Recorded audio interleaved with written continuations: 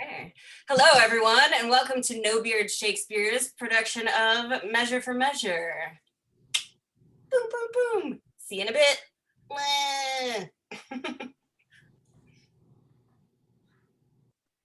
Measure for Measure. Act 1, Scene 1. Enter Duke, Aeschylus, lords, and attendants.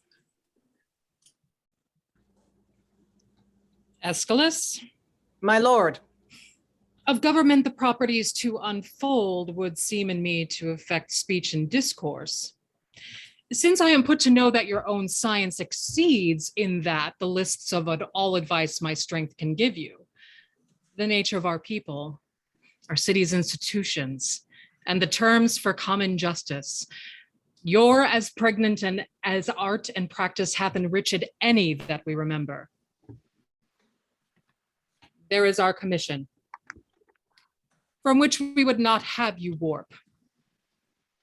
Call hither, I say, bid come before us, Angelo. What figure of us think you he will bear? For you must know we have with special soul elected him our absence to supply, lent him our terror, dressed him with our love, and given his deputation all the organs of our own power. What think you of it? If any in Vienna be of worth to undergo such ample grace and honor, it is Lord Angelo. Ah, look where he comes. Always obedient to your grace's will. I come to know your pleasure. Angelo, there is a kind of character in thy life that to the observer doth thy history fully unfold. Thyself and thy belongings are not thine own so proper as to waste thyself upon thy virtues, they on thee. Hold, therefore, Angelo, in our remove be thou at full ourself. Mortality and mercy in Vienna live in thy tongue and heart. And Aeschylus, though first in question, is thy secondary. Take thy commission. Now, good my lord, let there be some more test of my mettle before so noble and so great a figure be stamped upon it. No more evasion. We have with a leavened and prepared choice proceeded to you. Therefore take your honors. Our haste from hence is of so quick condition that it prefers itself and leaves unquestioned matters of needful value. We shall write to you how it goes with us, and do look to know what doth befall you here. So fare you well.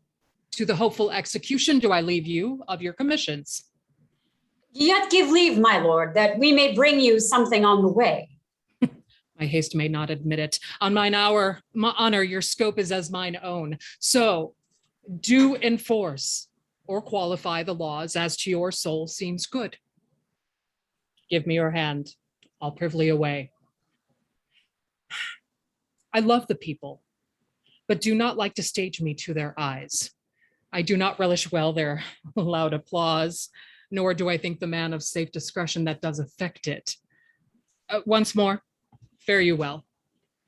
Heavens give safety to your purposes. Lead forth and bring you back in happiness. I thank you. Fare you well.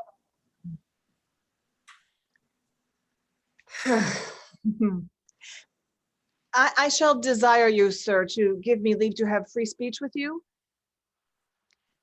And it concerns me to look into the bottom of my place of power I have, but of what strength and nature I am not yet instructed. 'Tis so with me. Let us withdraw together, and we may soon our satisfaction have touching that point. I'll wait upon your honor. Act 1, Scene 2. Lucio and two other gentlemen gambling.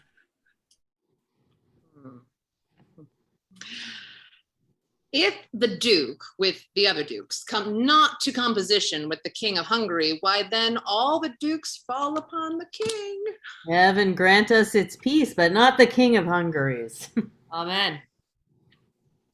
Thou concludes that the sanctimonious pirate that went to sea with 10 commandments, but scraped one out of the table. Thou shalt not steal. Ooh, aye, that he raised. Why, that they put forth to steal. There's not a soldier of us all in that Thanksgiving before meat do relish. The petition well that prays for peace. I never heard any soldier dislike it. I believe thee, for I think thou never wast where grace was said. No, a dozen times, at least. Aye, why not? Grace is grace, despite of all controversy, as, for example, thou thyself art a wicked villain, despite of all grace. Well, there but for a pair of shears between us. I grant, as there may between the scraps and the velvet, thou art the scrap. And thou art the velvet. I had as lief be a scrap as thou. Oh, behold, behold, where Madam Mitigation comes. I have purchased as many diseases under her roof as comes to What, I pray? judge. To 3,000 dolores a year. Aye, and more. French crown more. Thou art always figuring diseases in me, but thou art full of error. I am sound. Nay, not as one would say healthy, but so sound as things that are hollow. Thy bones are hollow, and piety has made a feast on thee. How now? Which of your hips has the most profound sciatica? Oh, well. There's one yonder arrested and carried to prison was worth 5,000 of you all. Who's that, I pray thee? Marry, sir, that's Claudio, Signor Claudio. Claudio to prison? 'Tis not so. Nay, but I know 'tis so. I saw him arrested, saw him carried away, and which is more, within these 3 days, his head to be chopped off. But after all this fooling, I would not have it so. Art thou sure of this? I am too sure of it, and is forgetting Madame Julietta with child. Believe me, this may be. He promised to meet me 2 hours since, and he was ever precise in promise keeping. Besides, you know, it draws something near to the speech we had to such a purpose. But most of all, agreeing with the proclamation. Away, let's go learn the truth of it. This, what with the war, what with the sweat, what with the gallows, and what with poverty, I am custom shrunk. How now? What's the news with you? Yonder man is carried to prison. Well, what has he done? A woman. But what's his offense? Groping for trout in a peculiar river. What? A maid with child by him? No. But there's a woman with maid by him. You have not heard of the proclamation, have you? What proclamation, man? All houses in the suburbs of Vienna must be plucked down. And what shall become of those in the city? They shall stand for seed. They had gone down too, but that a wise burgher put in for them. But shall all our houses of resort in the suburbs be pulled down? To the ground, mistress. Why? Here's a change indeed in the Commonwealth. What shall become of me? Come, fear not you. Good counselors lack no clients. Though you change your place, you need not change your trade. I'll be your tapster still. Courage. There will be pity taken on you. You that have worn your eyes almost out in the service, you will be considered.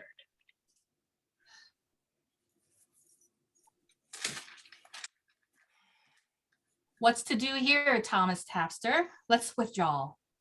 Here comes Signor Claudio, led by the provost to prison, and there's Madame Juliet. Fellow, why dost thou show me thus to the world? Bear me to prison where I am committed. I do it not in evil disposition, but from Lord Angelo by special charge. Thus can the demigod authority make us pay down for our offense. Why wait? Why? How now, Claudio?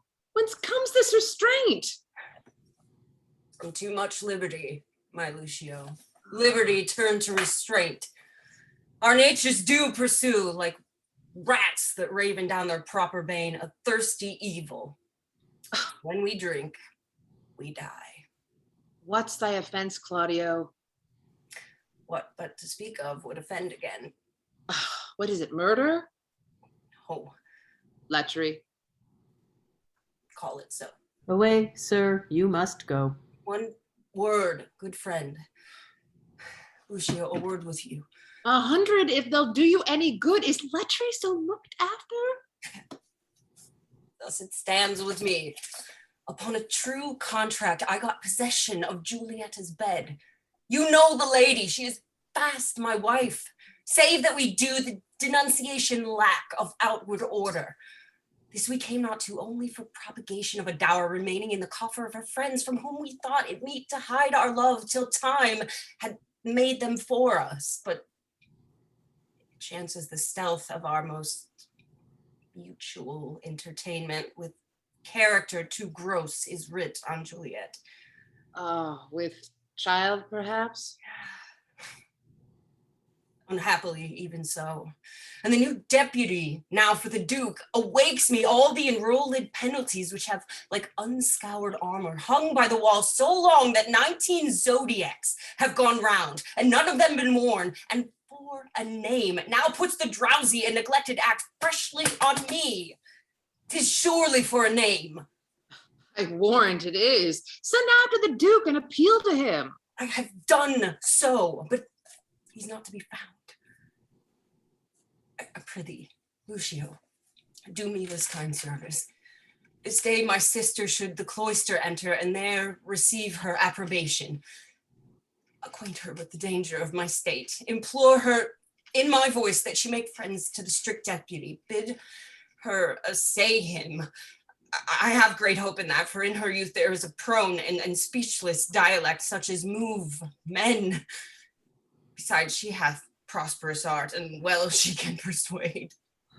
And pray she may, as well for encouragement of the like, which else would stand under grievous imposition. As for the enjoying of thy life, who I would be sorry should be thus foolishly lost at a game of tic-tac, I'll to her. Thank you, good friend Lucio. Within 2 hours. Come, officer, away. Act 1, Scene 3, enter Duke and Friar Thomas. No, Holy Father, throw away that thought. Believe not that the dribbling dart of love can pierce a complete bosom. Why I desire thee to give me secret harbor hath a purpose more grave and wrinkled than the aims and ends of burning youth. May your grace speak of it? My holy sir, none better knows than you how I have never loved the life removed. I have delivered to Lord Angelo, a man of stricture and firm abstinence, my absolute power and place here in Vienna. And he supposes me travel to Poland, for so I have strewed it in the common ear, and so it is received. Now, pious sir, you will demand of me why I do this. Gladly, my lord. We have strict statutes and most biting laws, which for this 14 years we have let slip. Having bound up the threatening twigs of birch for terror, not to use, in time the rod is more mocked than feared, so our decrees, dead to infliction, to themselves are dead, and liberty plucks justice by the nose. The baby beats the nurse, and quite athwart goes all decorum. It rested in your grace to unloose this tied up justice when you pleased, and it in you more dreadful would have seemed than in Lord Angelo. I do fear, too dreadful. Since 'twas my fault to give the people scope, 'twould be my tyranny to strike and gall them for what I bid them do. Therefore, indeed, I have on Angelo imposed the office, who may in the ambush of my name strike home. And yet my nature never in the fight to do and slander.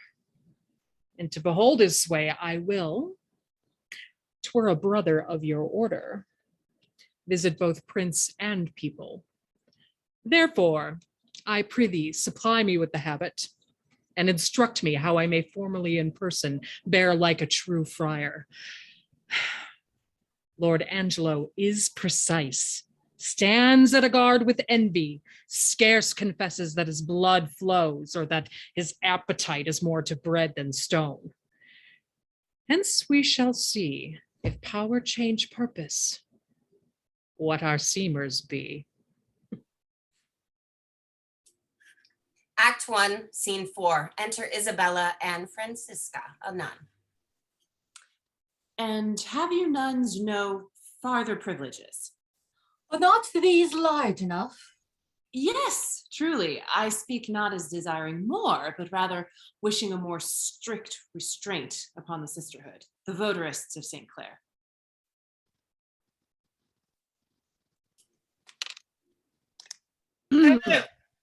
Oh, peace be in this place. It is a man's voice. Gentle Isabella, turn you the key and know his business of him. You may, I may not, you are yet unsworn. When you have vowed, must not speak with men, but in the presence of the prioress. Then if you speak, you must not show your face, or if you show your face, you must not speak. Peace, I say. Calls again. I pray you answer him.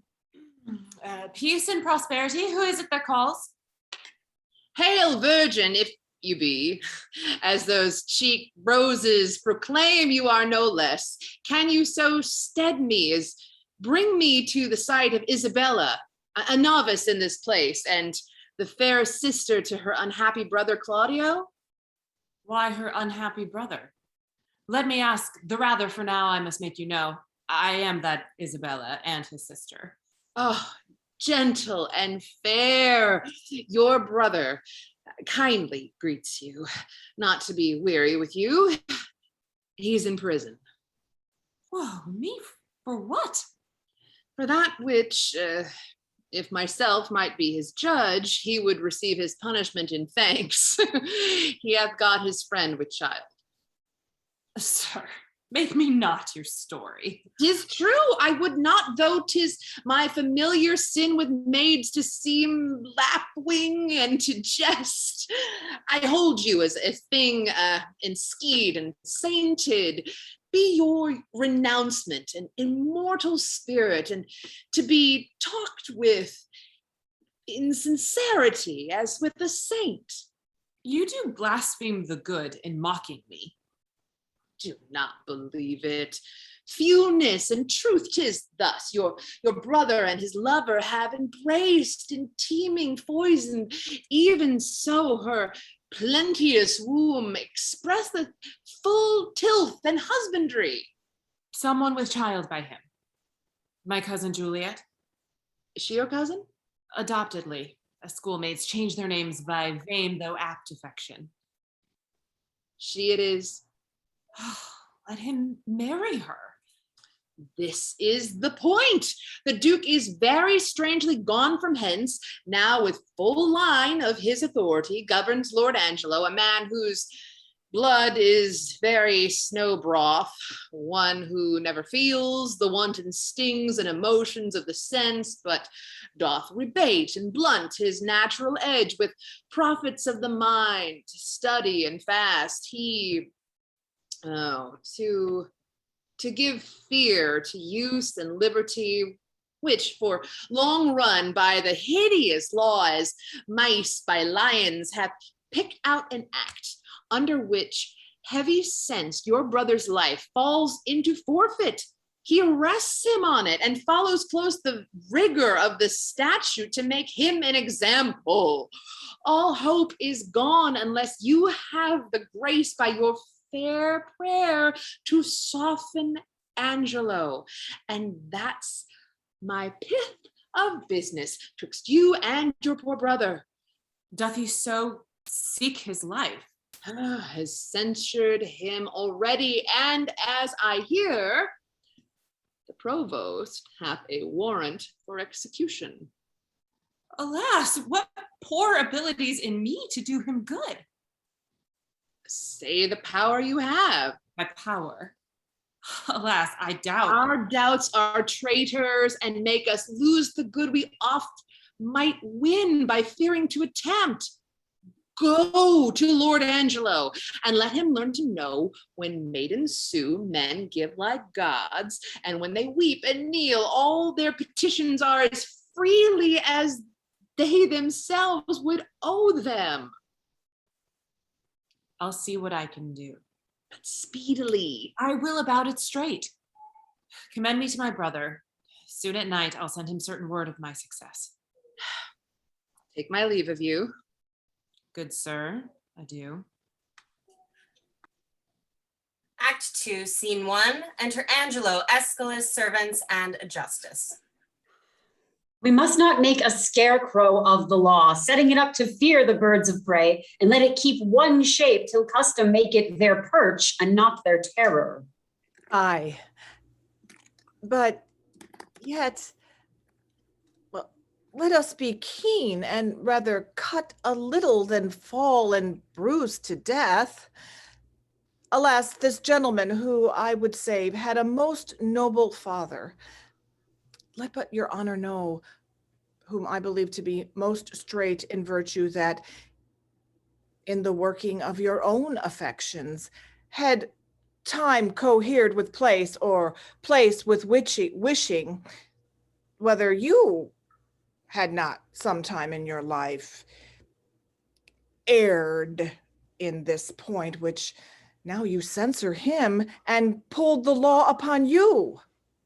'Tis one thing to be tempted, Aeschylus, another thing to fall. I not deny the jury passing on the prisoner's life may in the sworn 12 have a thief or two guiltier than him they try. What's open made to justice, that justice seizes. We know the laws. You may not so accentuate his offense, for I have had such faults, but rather tell me, when I that censure him do so offend, let mine own judgment pattern out my death, and nothing come impartial. So he must die. Be it as your wisdom will. Where's the provost? Here, if it like your honor.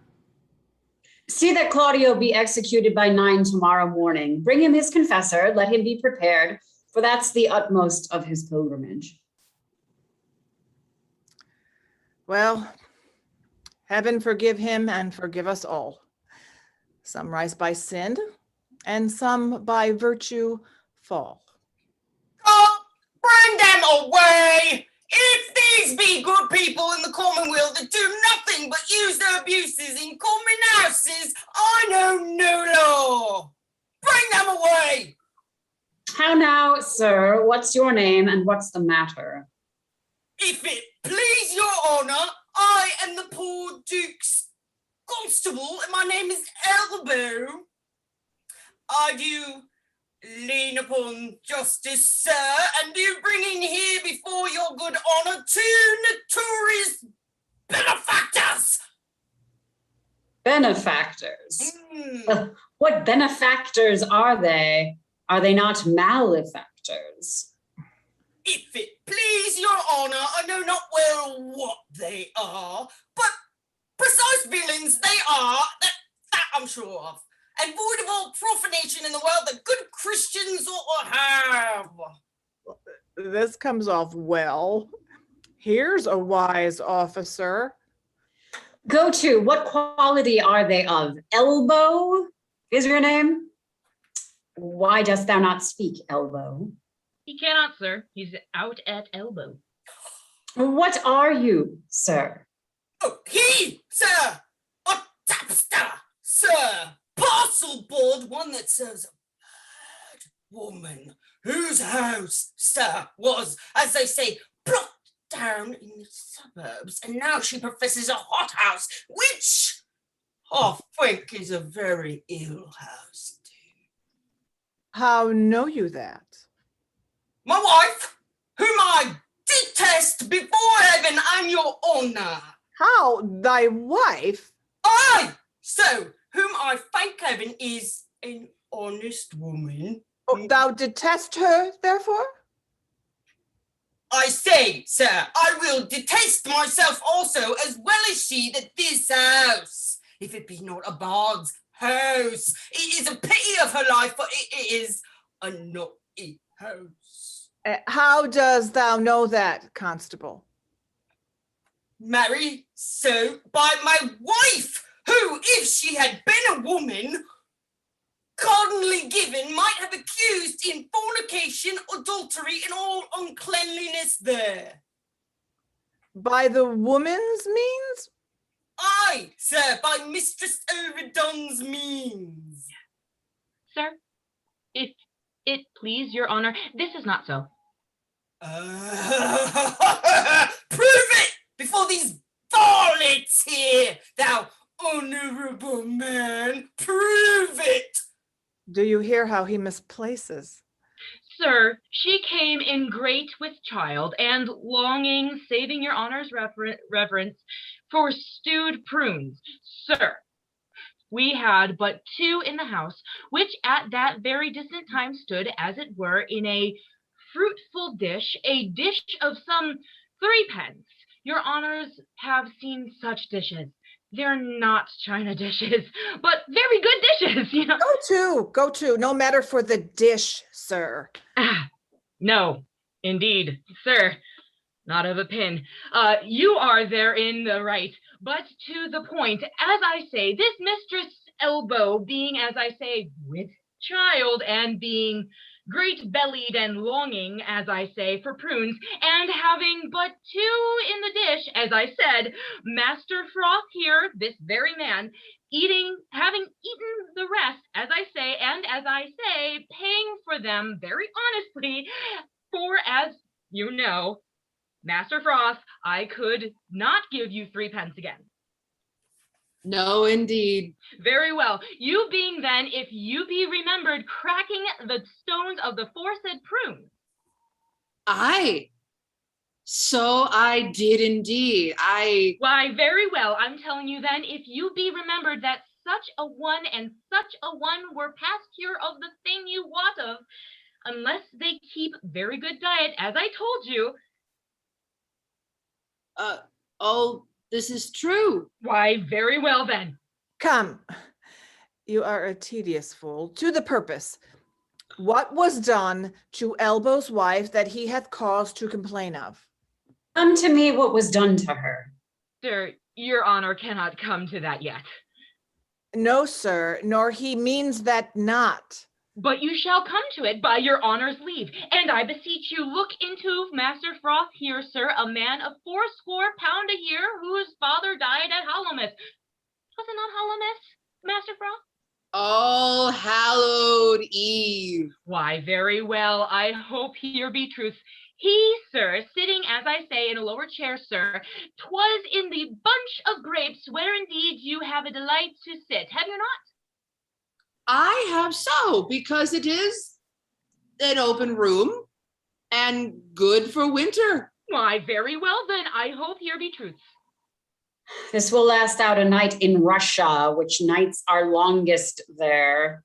I'll take my leave and leave you to the hearing of the cause, hoping you'll find good cause to whip them all. I think no less.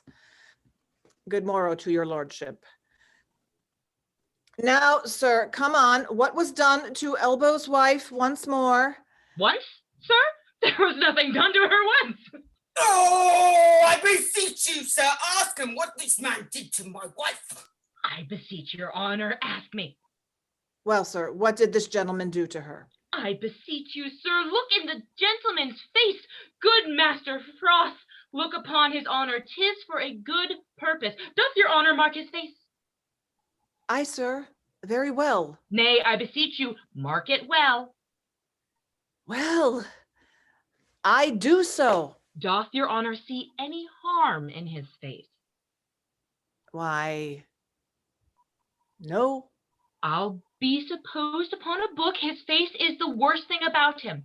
Good then, if his face be the worst thing about him, how could Master Froth do the constable's wife any harm? I would know that of your honor.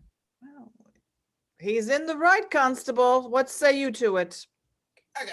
First, And like you, the house is a respected house. Next, this is a respected fellow, and his mistress is a respected woman.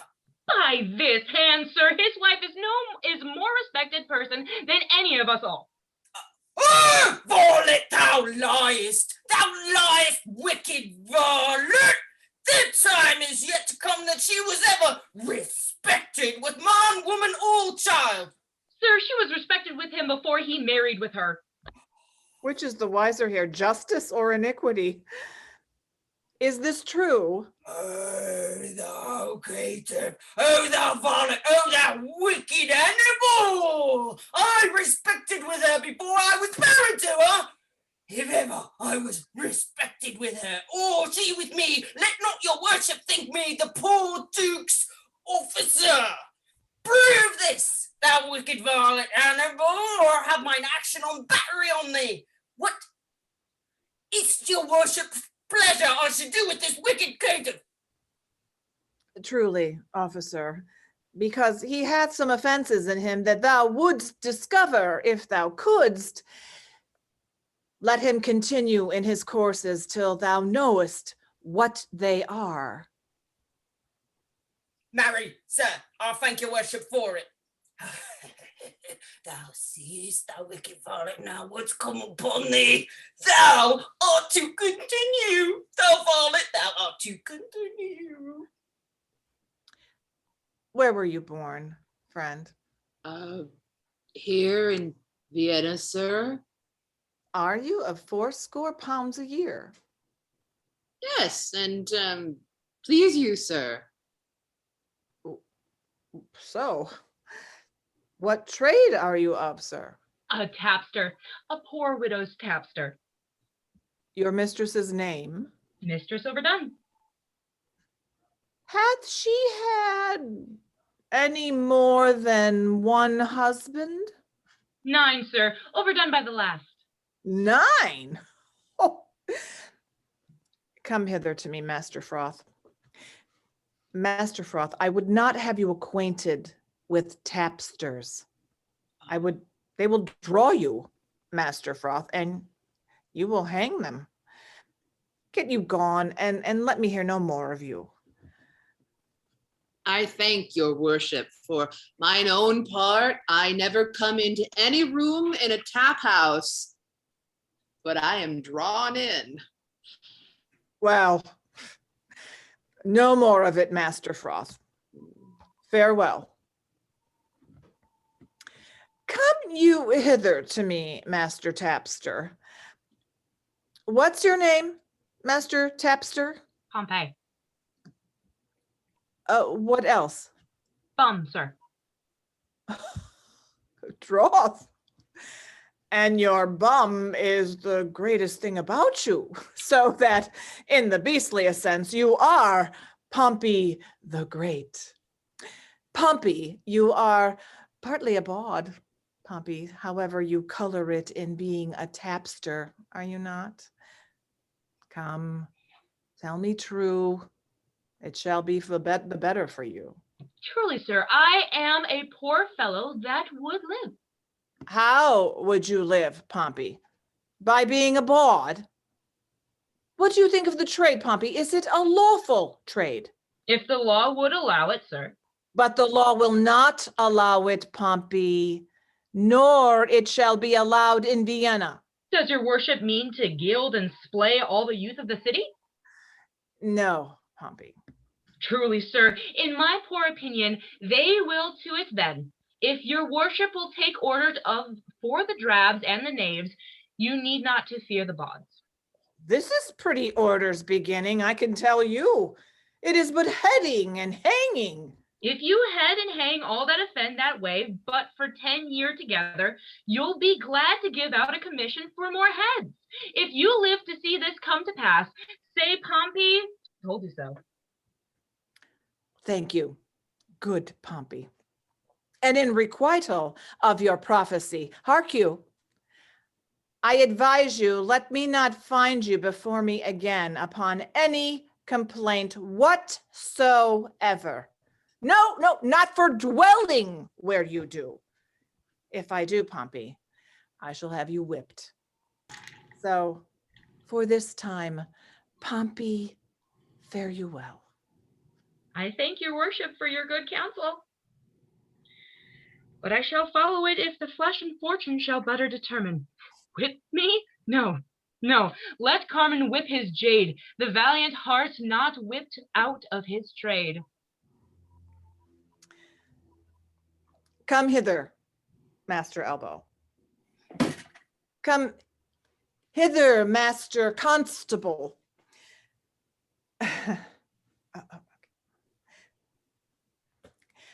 How long have you been in this place of constable? 7.5 years, sir. I thought by the readiness in the office you had continued in it some time. You say 7 years together. And a half, sir. Alas, it hath been great pains to you. They do you wrong to put you so oft upon it. Are there not men in your ward sufficient to serve it? Faith, sir, few of any wit of such matters.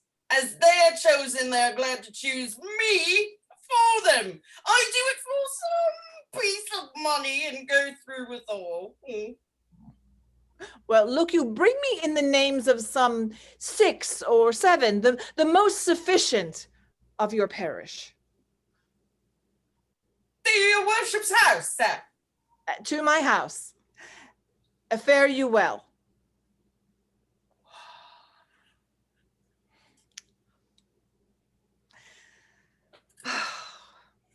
It grieves me for the death of Claudio, but there's no remedy. Lord Angelo is severe. It is but needful. Mercy is not itself that oft looks so. Pardon is still the nurse of second woe. But yet, poor Claudio, there is no remedy. Act 2, Scene 2. Enter Provost, waiting.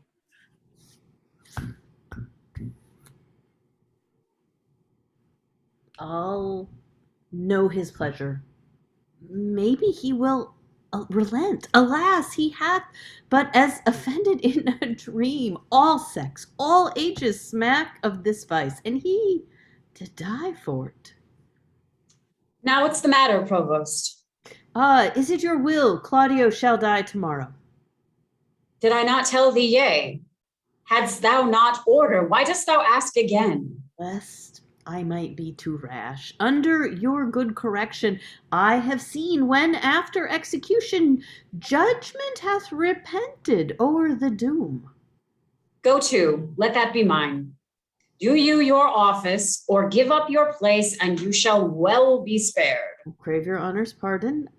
What shall be done, sir, with the groaning Juliet? She's very near her hour. Dispose of her to some more fitter place, and that with speed. There is the sister of the man condemned, desires access to you.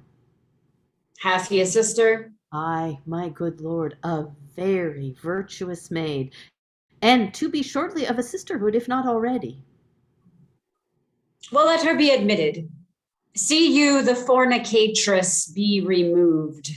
Let her have needful, but not lavish means. There shall be order for't.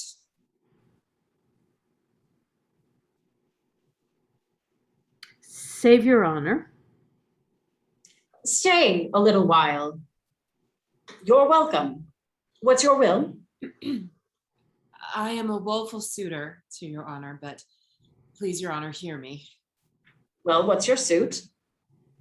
There is a vice that I most do abhor and most desire should meet the blow of justice, for which I would not plead, but that I must. For which I must not plead, but that I am at war twixt will and will not. Well, what's the matter? I have a brother who's condemned to die. I do beseech you, let it be his fault and not my brother.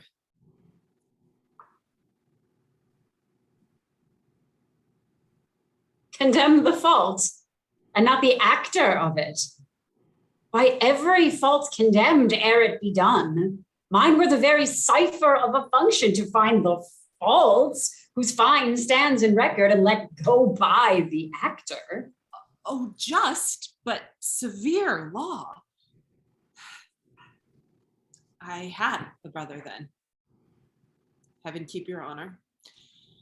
It not or so to give him again, entreat him, kneel down before him, hang upon his gown. You are too cold, and with too lame a tongue to him, I say. Must he needs die? Maiden, no remedy. Yes, I do think that you might pardon him, and neither heaven nor man grieve at the mercy. I will not do't. But can you, if you would? Look what I will not that I cannot do. But might you do it, and do the world no wrong? If so, your heart were touched without remorse as mine is to him. He's sentenced. 'Tis too late. You are too cold. Too late? Why no, I that do speak a word may call it back again. Well, believe this. No ceremony that to great ones longs, not the king's crown, nor the deputed sword, the marshal's truncheon, nor the judge's robe, becomes them with one half so good a grace as mercy does. If he had been as you, and you as he, you would have slipped like him, but he, like you, would not have been so stern. Pray you be gone. I would to heaven I had your potency, and you were Isabel. Should it then be thus? No. I would tell what 'twere to be a judge, and what a prisoner. I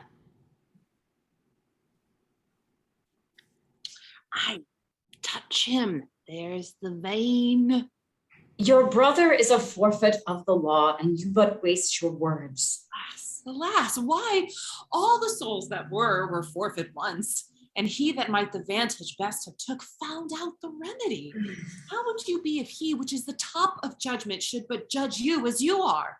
Oh, think on that, and mercy then will breathe within your lips like man new made. Be you content, fair maid. It is the law, not I, condemn your brother. Were he my kinsman, brother, or my son, it should be thus with him. He must die tomorrow. Tomorrow? Oh, that's sudden. Spare him. Spare him. He's not prepared for death. Even for our kitchens, we kill the fowl in season. Shall we serve heaven with less respect than we do minister to our gross selves? Good, good, my lord, bethink you. Who is it hath died for this offense? There's many have committed it. Ah, well said. The law hath not been dead, though it hath slept. Those many had not dared to do that evil if the first that did the edict infringe had answered for his deed. Now 'tis awake, takes note of what is done, and like a prophet looks in a glass that show what future evils are now to have no successive degrees, but ere they live, to end. Show some pity. I show it most of all when I show justice. For then I pity those I do not know. Your brother dies tomorrow. Be content. So you must be the first that gives this sentence, and he that suffers. Oh, it is excellent to have a giant's strength, but it is tyrannous to use it like a giant. Ooh, that's well said. Could great men thunder as Jove himself does? Jove would never be quiet, for every pelting petty officer would use his heaven for thunder. Nothing but thunder. Merciful heaven, thou rather with thy sharp and sulphurous bolt splits the unwedgeable and gnarled oak than the soft myrtle. But man, proud man, dressed in a little brief authority, most ignorant of what he's most assured, his glassy essence like an angry ape, plays such fantastic tricks before high heaven as makes the angels weep, who with our spleens would all themselves laugh mortal. Oh, to him, wench, he will relent. He's coming, I perceive it. Oh, pray heaven she win him. We cannot weigh our brother with ourself. Great men may jest with saints, 'tis wit in them, but in the less, foul profanation. Right in the right, girl, more of that. Why do you put these sayings upon me? Because authority, though it err like others, hath yet a kind of medicine in itself that skins the vice on the top. Go to your bosom, knock there, and ask your heart what it doth know that's like my brother's fault. If it confess a natural guiltiness, such as is his, let it not sound a thought upon your tongue against my brother's life. She speaks, and 'tis such sense that my sense breeds with it. Fare you well. Gentle, my lord, turn back.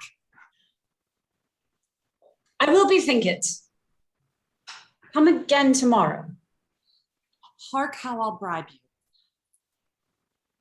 How? Bribe me. Aye, with such gifts that heaven shall share with you. Ah, you had marred all else. Not with sickles of the tested gold, or stones whose rate are rich or poor as fancy values them, but with true prayers that shall be up at heaven and enter there ere sunrise. Will come to me tomorrow. Go to, 'tis well, away. Heaven keep your honor safe. Amen. For I am that way going to temptation where prayers cross. At what hour tomorrow shall I attend your lordship? Any time afore noon. Save your honor.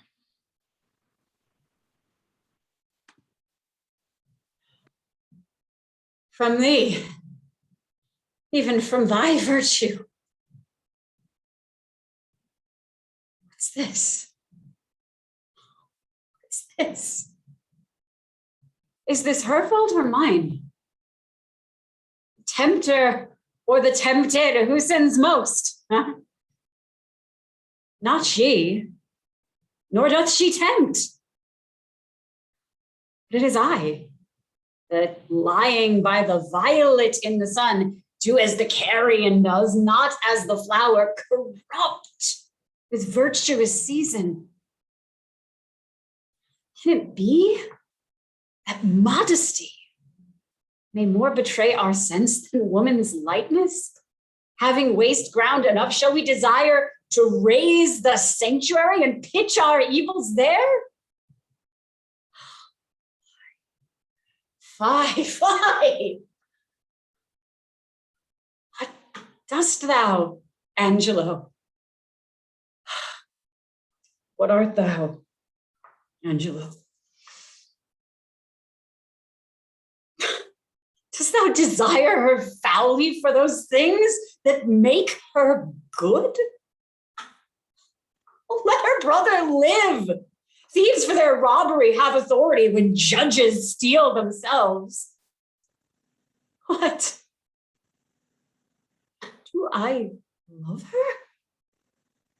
That I desire to hear her speak again and feast upon her eyes?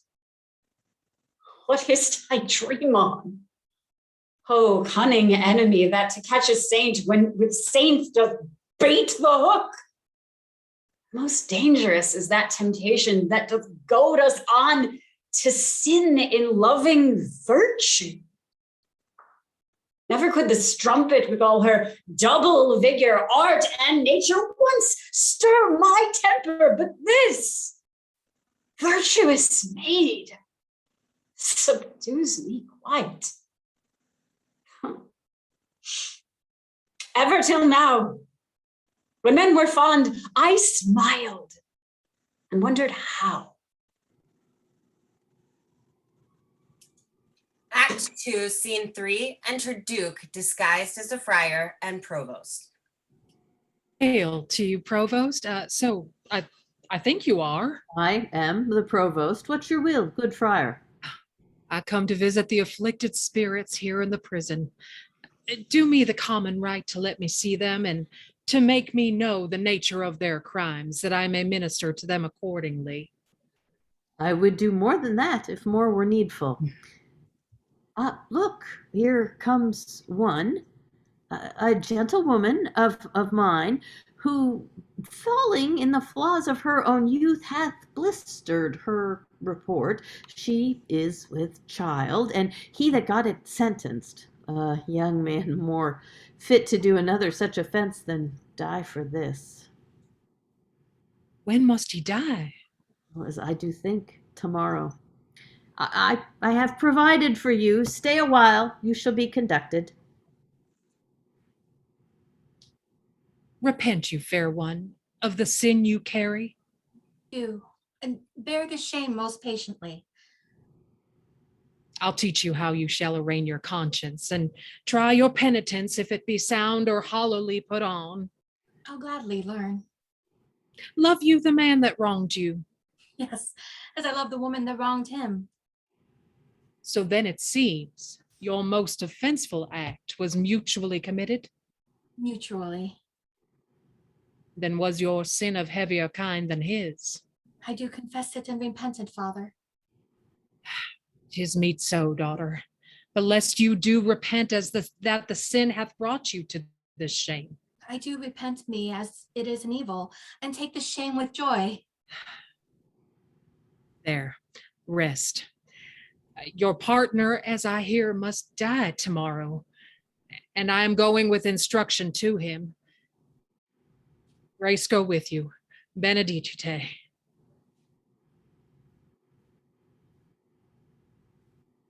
Must die tomorrow. O generous love that respites me a life whose very comfort is still a dying horror. 'Tis pity of him.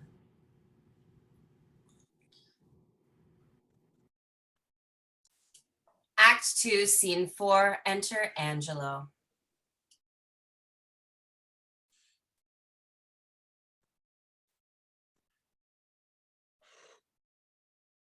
When I would pray and think, I think and pray to several subjects. Heaven hath my empty words, whilst my invention, hearing not my tongue, anchors on Isabel. God in my mouth, as if I did but only chew his name, and in my heart the strong and swelling evil of my conception. The state whereon I studied is, like a good thing being often read, grown sere and tedious. Yea, my gravity, wherein, let no man hear me, I take pride. Could I with boot change for an idle plume which the air beats for vain? O place, O form, how often dost thou with thy case, thy habit, wrench off from fools and tie the wiser souls to thy false seeming? Blood, thou art blood. Let's write good angel on the devil's horns. 'Tis not the devil's crest. How now, who's there? One Isabel, the sister, desires access to you. Teach her the way. Heavens, why does my blood thus muster to my heart, making both it unable for itself and dispossessing all my other parts of necessary fitness? So play the foolish throngs with one that swoons, come all to help him, and so stop the air by which he should revive. How now, fair maid? I am come to know your pleasure. That you might know it would much better please me than to demand what is. Your brother cannot live. Even so, heaven keep your honor. Yet may he live a while, and it may be as long as you or I, yet he must die. Under your sentence, Yea. When, I beseech you, that in his reprieve, longer or shorter, he may be so fitted that his soul sicken not. Huh. Fie, these filthy vices. Were as good to pardon him that hath from nature stolen a man already made, as to remit their saucy sweetness, that do coin God's image in stamps that are forbid. 'Tis all as easy. To set down so in heaven, but not in earth. Say you so? Then I shall pose you quickly. Which would you rather, that the most just law now took your brother's life, or to redeem him, give up your body to such sweet uncleanliness as she that he hath stained? Sir, believe this, I had rather give my body than my soul. I talk not of your soul. How say you? Nay, I'll not warrant that, for I can speak against the thing I say. Answer to this. I, now the voice of the recorded law, pronounce a sentence on your brother's life. Might there not be a charity in sin to save this brother's life? Please you to do it, I'll take it as a peril to my soul. It is no sin at all, but charity. Please you to do it at peril of your soul, were equal poise of sin and charity. That I do beg his life. If it be sin, heaven let me bear it. You granting of my suit, if that be sin, I'll make it my morn prayer to have it added to the faults of mine, and nothing of your answer. Nay, but hear me, your sense pursues not mine. Either you are ignorant, or seem so, crafty, and that's not good. To be received plain, I'll speak more gross. Your brother is to die. So, and his offense is so, as it appears, accountant to the law upon that pain. True.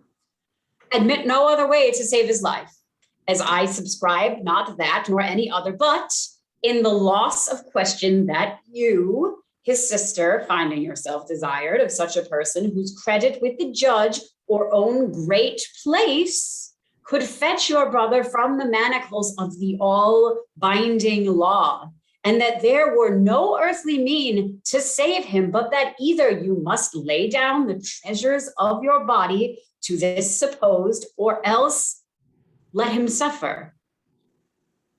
What would you do? As much for my poor brother as myself. That is, were I under the terms of death, the impression of keen whips I'd wear as rubies, and strip myself to death as to a bed that longing have been sick for, ere I'd yield my body up to shame.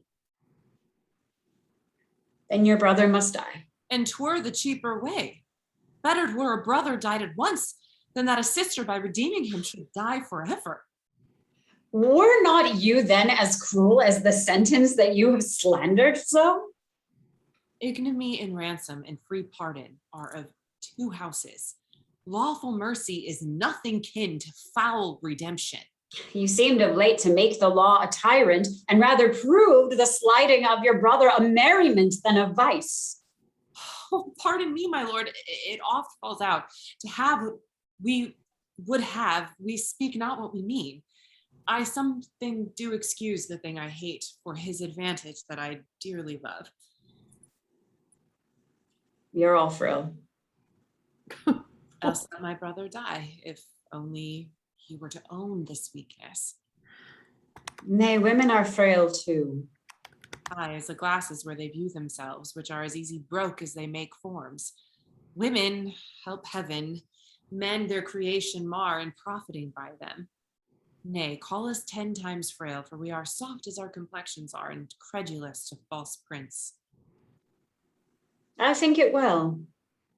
And from this testimony of your own sex, since I suppose we are made to be no stronger than faults may shake our frames, let me be bold. I do arrest your words. Be that you are, that is a woman.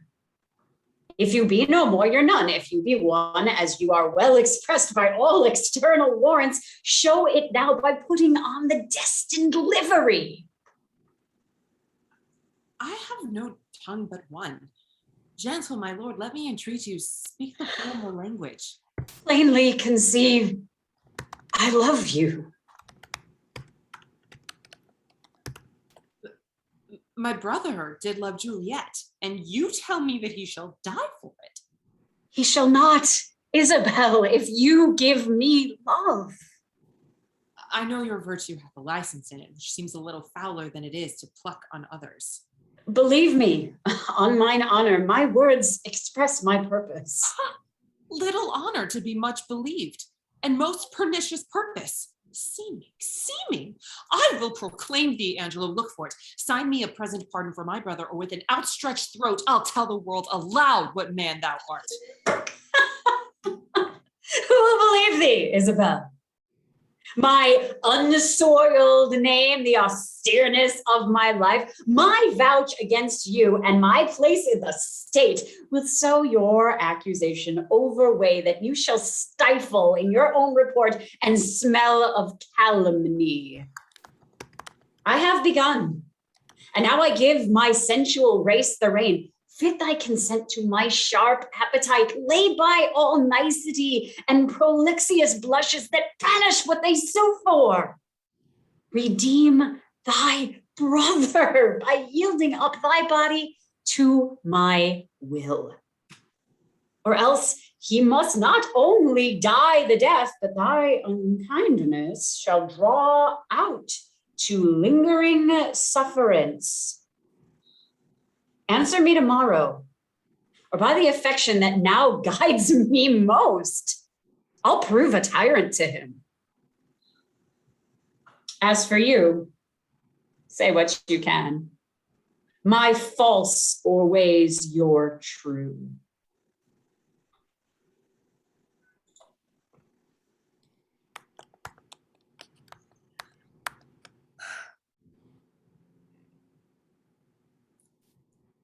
To whom should I complain? Did I tell this, who would believe me? O perilous mouths that bear in them one and the self-same tongue, either of condemnation or proof, bidding the law make curtsy to their will, hooking both right and wrong to the appetite to follow as it draws. I'll to my brother, though he hath fallen by prompture of the blood, yet hath he in him such a mind of honor that had he 20 heads to tender down on 20 bloody blocks, he'd yield them up before his sister should her body stoop to such abhorred pollution. Then Isabel, live chaste. But brother died. More than our brother is our chastity. I'll tell him yet of Angelo's request and fit his mind to death for his soul's rest. Act 3, Scene 1. Enter Duke as a friar, Claudio, and Provost.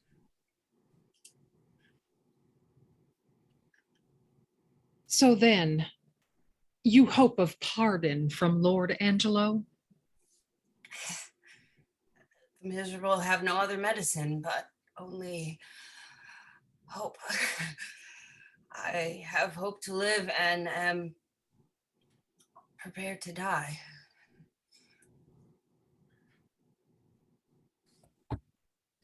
Be absolute for death. Either death or life shall thereby be the sweeter. Reason thus with life. If I do lose thee, I do lose a thing that none but fools would keep.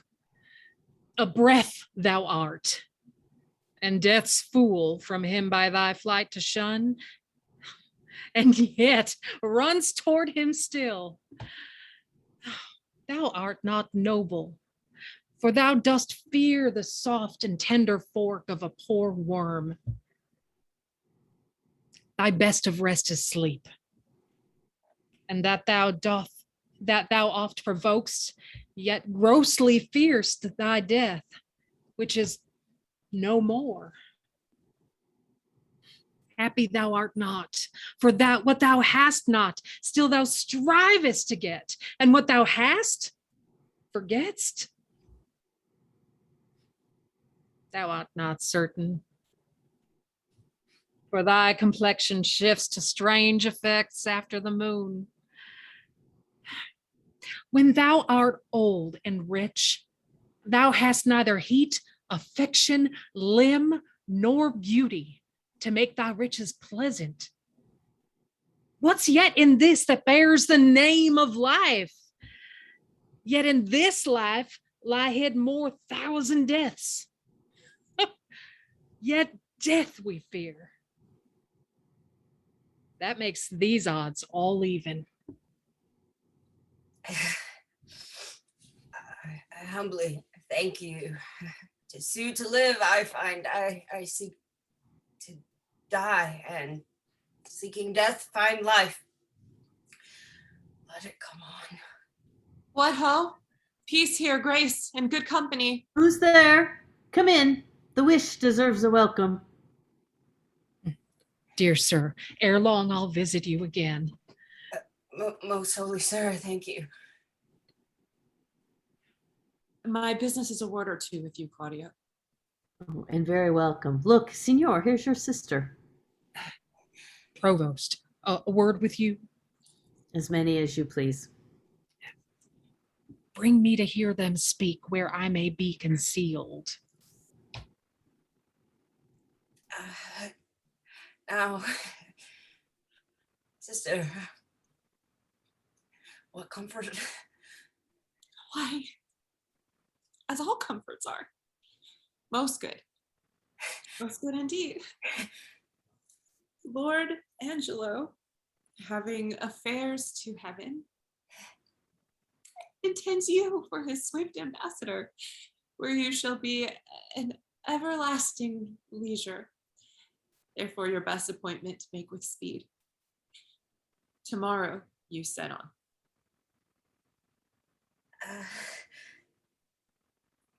Is there no remedy? None but such remedy as to save a head, to cleave a heart in twain. But is there any? Yes, brother, you may live. There is a devilish mercy in the judge if you'll implore it that will free your life, but fetter you till death. Perpetual durance. I jest.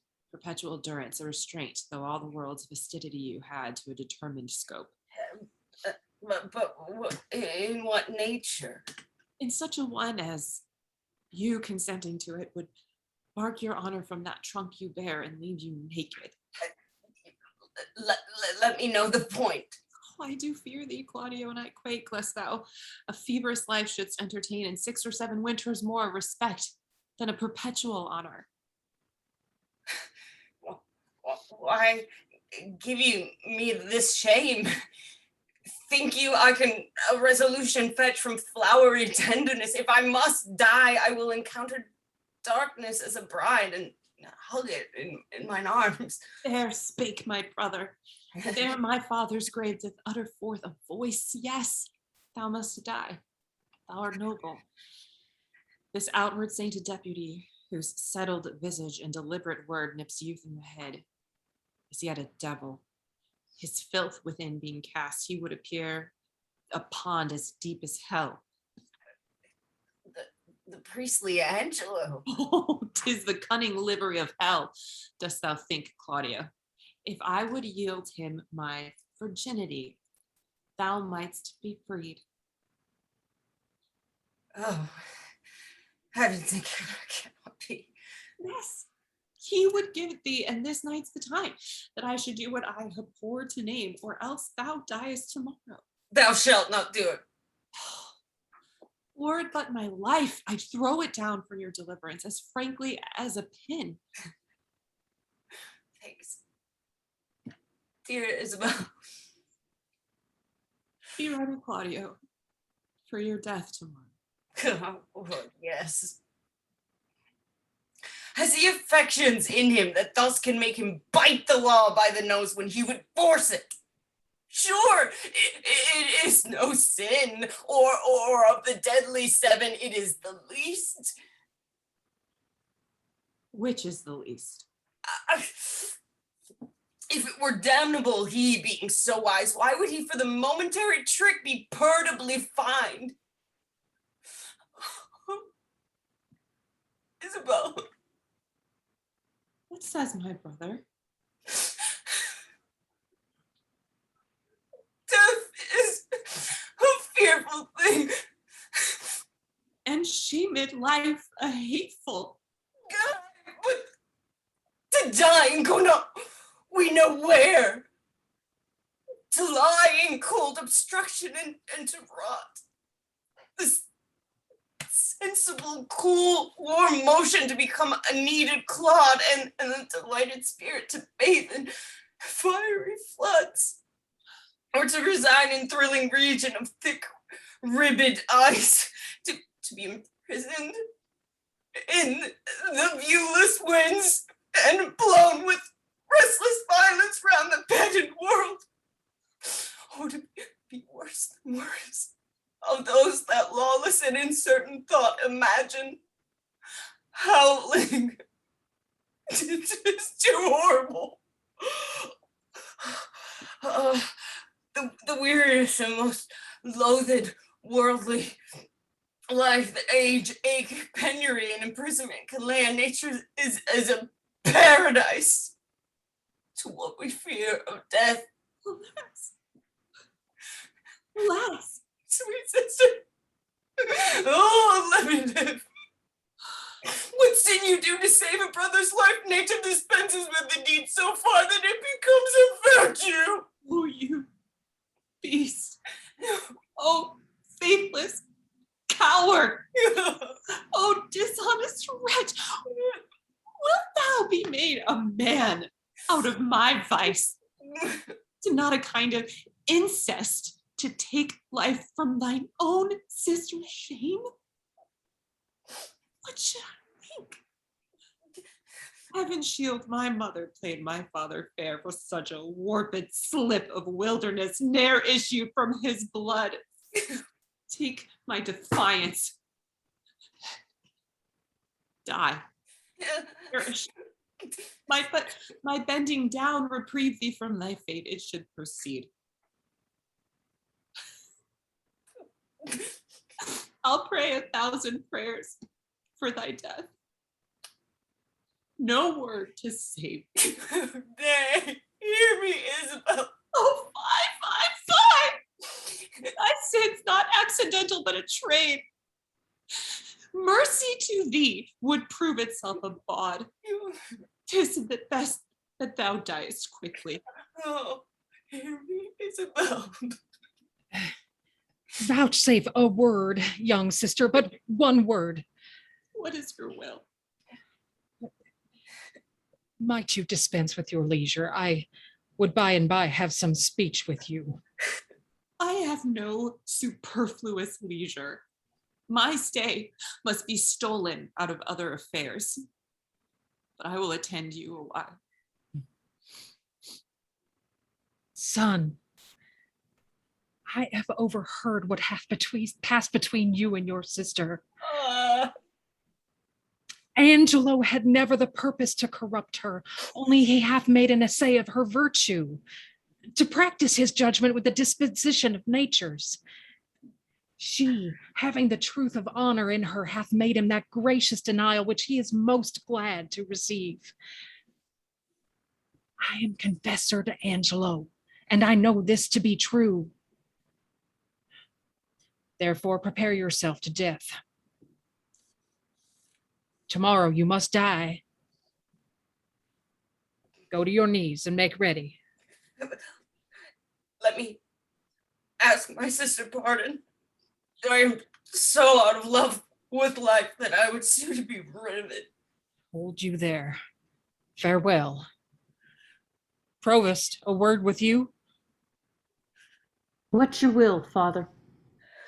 That now you are come, you will be gone. Leave me a while with the maid. My mind promises with my habit no loss shall touch her by my company. In good time.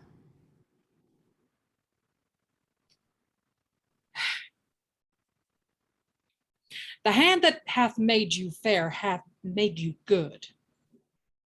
The goodness that is cheap in beauty makes beauty brief in goodness. But grace, being the soul of your complexion, shall keep the body of it ever fair. The assault that Angelo hath made to you, your fortune hath conveyed to my understanding, and but that frailty hath examples for his failing. I should wonder at Angelo.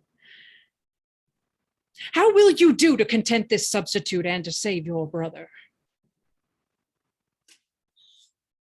I am now going to resolve him. I had rather my brother die by the law than my son should be unlawfully born. But oh, how much is the good Duke deceived in Angelo! If ever he return and I can speak to him, I will open my lips in vain or discover his government. That shall not be much amiss. Yet as the matter now stands, he will avoid your accusation. He made trial of you only. Therefore fasten your ear on my advisings. To the love I have in doing good, a remedy presents itself. I do make myself believe that you may most uprighteously do a poor wronged lady a merited benefit. Redeem your brother from the angry law. Do no stain to your gracious person, and much please the absent Duke, if peradventure he shall ever return to have hearing of this business. Let me hear you speak farther. I have spirit to do anything that appears not foul in the truth of my spirit. Have you not heard speak of Mariana, the sister of Frederick, the great soldier who miscarried at sea? I have heard of the lady, and good words went with her name. She should this Angelo have married, was affianced to her oath, and the nuptial appointed. Between which time the contract and limit of the solemnity her brother Frederick was wrecked at sea, having in that perished vessel the dowry of his sister. There she lost a noble and renowned brother, in his love toward her ever most kind and natural.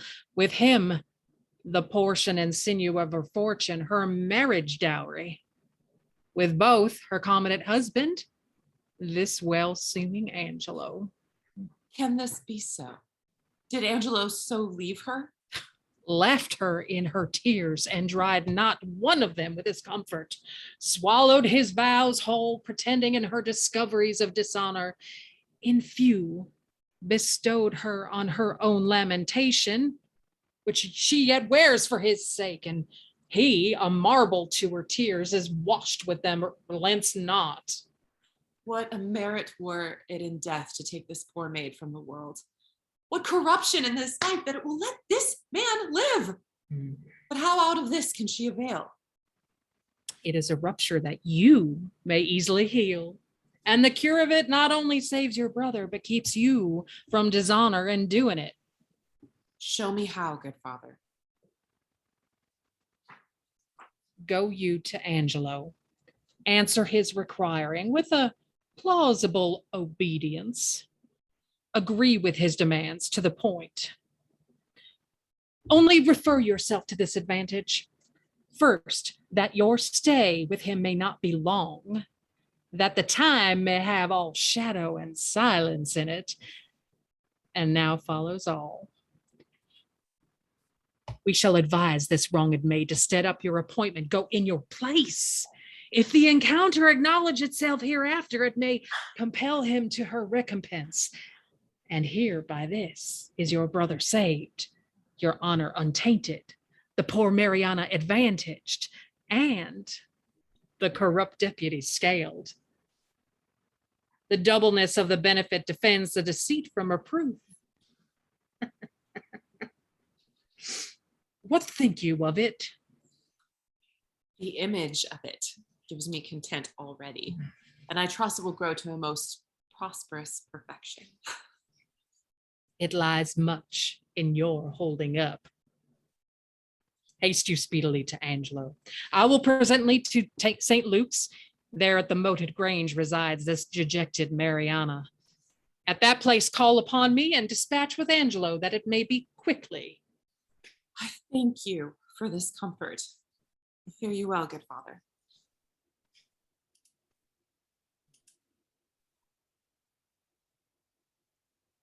Act 3, Scene 2, enter Elbow, Pompey, and officers. Nay, if there be no remedy for it, but that you will needs buy and sell men and women like beasts, we shall have all the world drink brown and white bastards. Oh, heavens, what stuff is here? What offense hath this man made you, sir? Marry, sir, he hath offended the law, and, sir, we take him to be a thief too, for we have found upon him, sir, a strange picklock, which we have sent to the deputy. Canst thou believe thy living is a life so stinkingly depending? Go mend, go mend. Indeed, it does stink in some sort, sir, but yet, sir, I would prove. He must before the deputy, sir. He has given him warning. The deputy cannot abide a whoremaster. That we were all, as some would seem to be, from our faults, as faults from seeming free. His neck will come to your waist. A cord, sir. Ha! I spy comfort, I cry bail. Here is a gentleman and a friend of mine. How now, noble Pompey? What, at the wheels of Caesar? Art thou led in triumph? What? Reply, ha! What sayest thou to this tune, matter, and method? Is it not drowned in the last rain? Huh? What sayest thou, trod? Is the world as it was, man? Which is the way? How doth my dear morsel, thy mistress, procure she still, huh? Troth, sir, she hath eaten up all her beef, and she is herself in the tub. Why, 'tis good. It is the right of it. It must be so. Art going to prison, Pompey? Yes, faith, sir. Why, 'tis not amiss, Pompey. Farewell. Go, say I sent thee hither for debt, Pompey, or how? For being aboard. For being aboard. Well, then imprison him, if imprisonment be the due of a bawd. Why, 'tis his right. Bawd is he, doubtless of his antiquity to bawd born. I hope you, sir, your good worship will be my bail. No, indeed, will I not. Pompey, it is not the wear. I will pray, Pompey. I will increase your bondage. Adieu, trusty Pompey. Bless you, friar.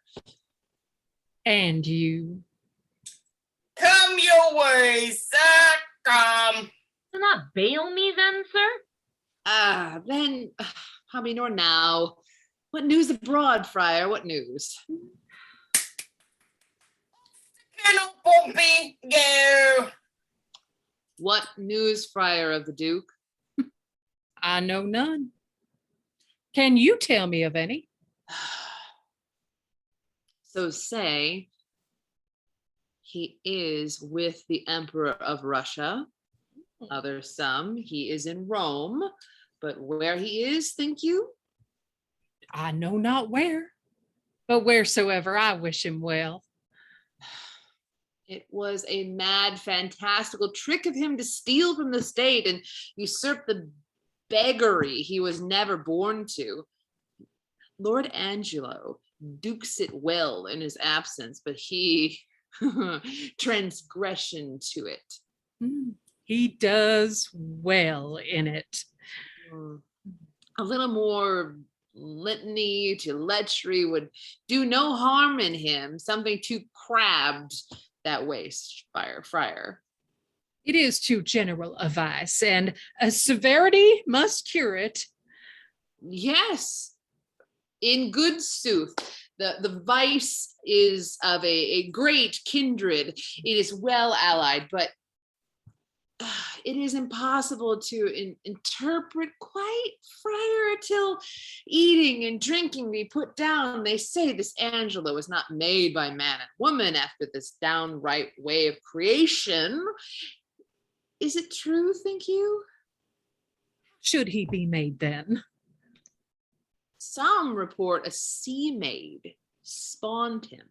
Some that he was begot between two stockfishes. But it is certain that when he makes water, his urine is congealed ice. That I know to be true. You are pleasant, sir, and speak apace. Why, what a ruthless thing is this in him, for the rebellion of a codpiece to take away the life of a man. Would the Duke, that is absent, have done this? He had some feeling of the sport. He knew the service, and that instructed him to mercy. I never heard the absent Duke much detected for women. He was not inclined that way. Oh, sir, you are deceived. 'Tis not possible. Who? Not the Duke? Yes, your beggar of 50. And his was to put a ducat in her clack dish. The Duke had crockets in him. He would be drunk too, and let me inform you. You do him wrong, surely. Sir, I was an inward of his. A shy fellow was the Duke, and I believe I know the cause of his withdrawing. What, I prithee, might be the cause? No, pardon. 'Tis a secret must be locked within the teeth and lips. Oh, but this I can let you understand. The greater file of the subject held the Duke too wise. Wise? Why, no question but he was. A very superficial, ignorant, unweighing fellow.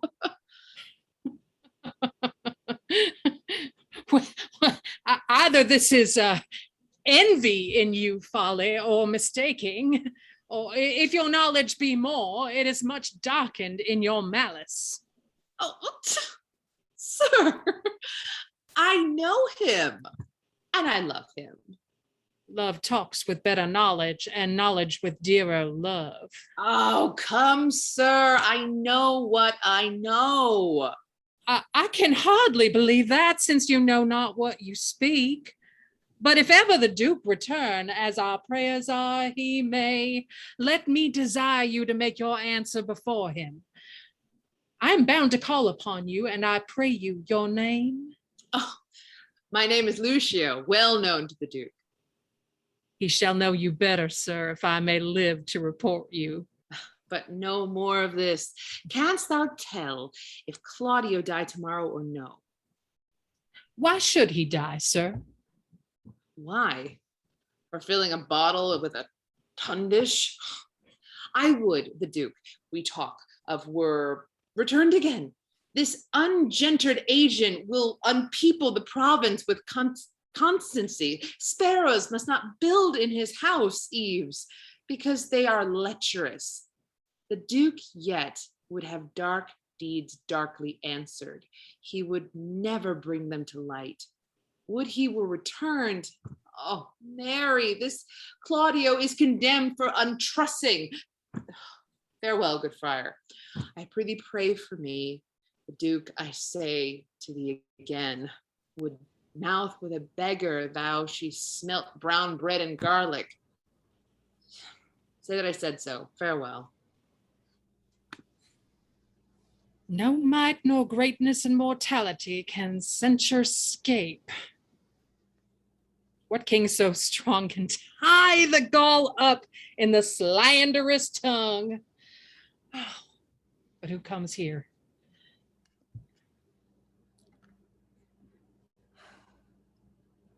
Go. Away with her to prison. Good my lord, be good to me. Your honor is accounted a merciful man. Good my lord. double and treble admonition and still forfeit in the same kind? This would make mercy swear and play the tyrant. A bawd of 11 years' countenance, may it please your honor. No, my lord, this is one of Lucio's information against me. Mistress Kate Keepdown was withheld by him in the Duke's time. He promised her marriage. His child is 1.25 years old. I have kept it myself, and see how he goes about to abuse me. That fellow is a fellow of much license. Let him be called before us. Away with her to prison. Go to. No more words. Provost, my brother Angelo will not be altered. Claudio must die tomorrow. Let him be furnished with divines and have all charitable preparation. If my brother wrought by my pity, it should not be so with him.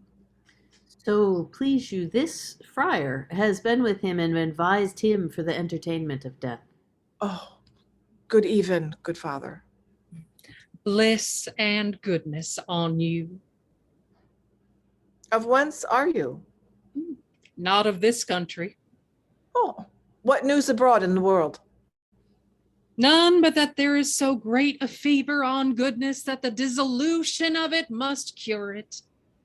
There is scarce truth enough alive to make society secure, but security enough to make fellowships accursed. Much upon this riddle runs the wisdom of the world. This news is old enough, yet it is every day's news. I pray you, sir, of what disposition was the Duke? Oh, one that, above all other strifes, contended especially to know himself. What pleasure was he given to? Rather rejoicing to see another marry than marry at anything which professed to make him rejoice. Oh, a gentleman of all temperance. But leave him to his events, with the prayer they may prove prosperous. And let me desire to know how you find Claudio prepared. He professes to have received no sinister measure from his judge, but most willingly humbles himself to the determination of justice. He is resolved to die. Oh, you have paid the heavens your function, and the prisoner the very debt of your calling. I have labored for the poor gentleman to the extremest shore of my modesty, but my brother Justice have I found so severe that he hath forced me to tell him he is indeed Justice. If his own life answer the straightness of his proceeding, it shall become him well. Wherein if he chance to fail, he hath sentenced himself. I'm going to visit the prisoner. Fare you well. Peace be with you.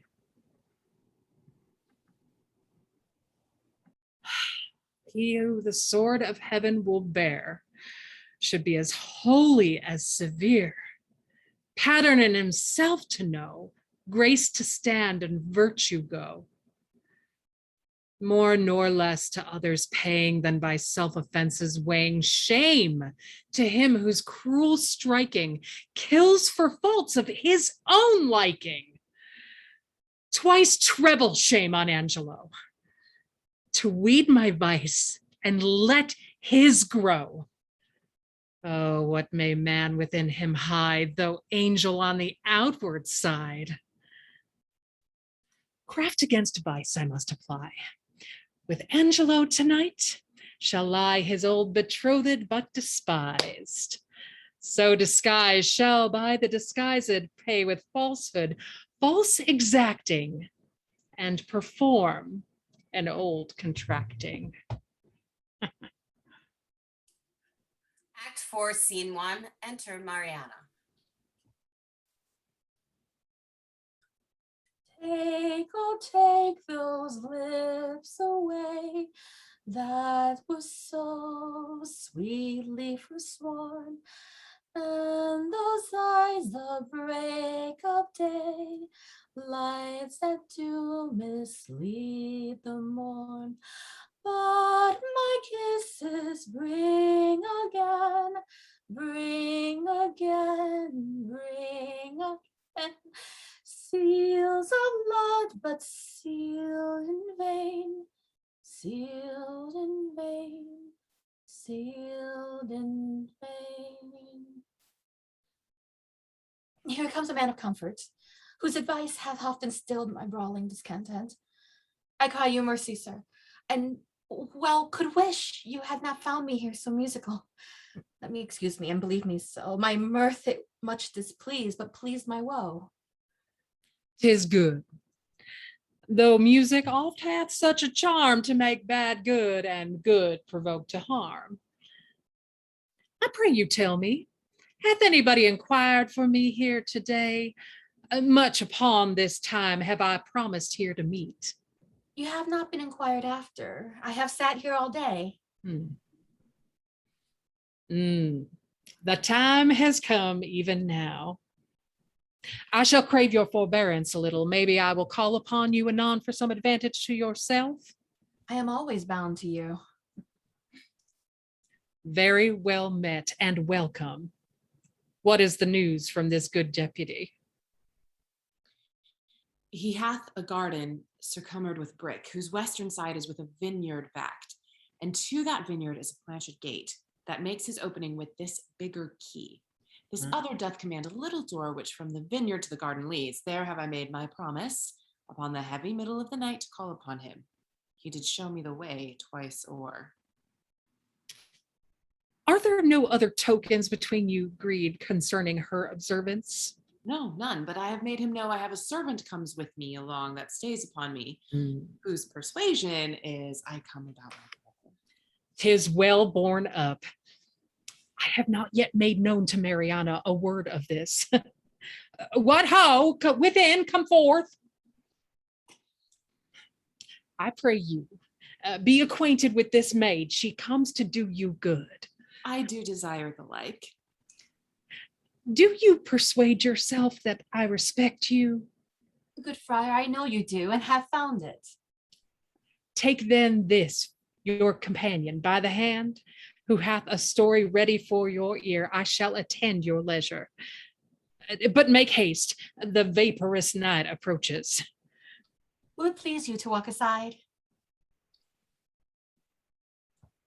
Place and greatness, millions of false eyes are stuck upon thee. Volumes of report run with these false and most contrarious quest upon thy doings. Thousand escapes of wit make thee the father of their idle dream and wrap thee in their fancies. Welcome. How agreed? I'll take the enterprise upon me, father, if you advise it. Little have you to say when you depart from him, but soft and low, remember now my brother. Fear me not. No, gentle daughter, fear you not at all. He is your husband on a pre-contract. To bring you thus together is no sin. Sith that the justice of your title to him doth flourish the deceit. Come, let us go. Our corns to reap, for yet our tithes to sow. Act 4, Scene 2, enter Provost, Pompey, and officer.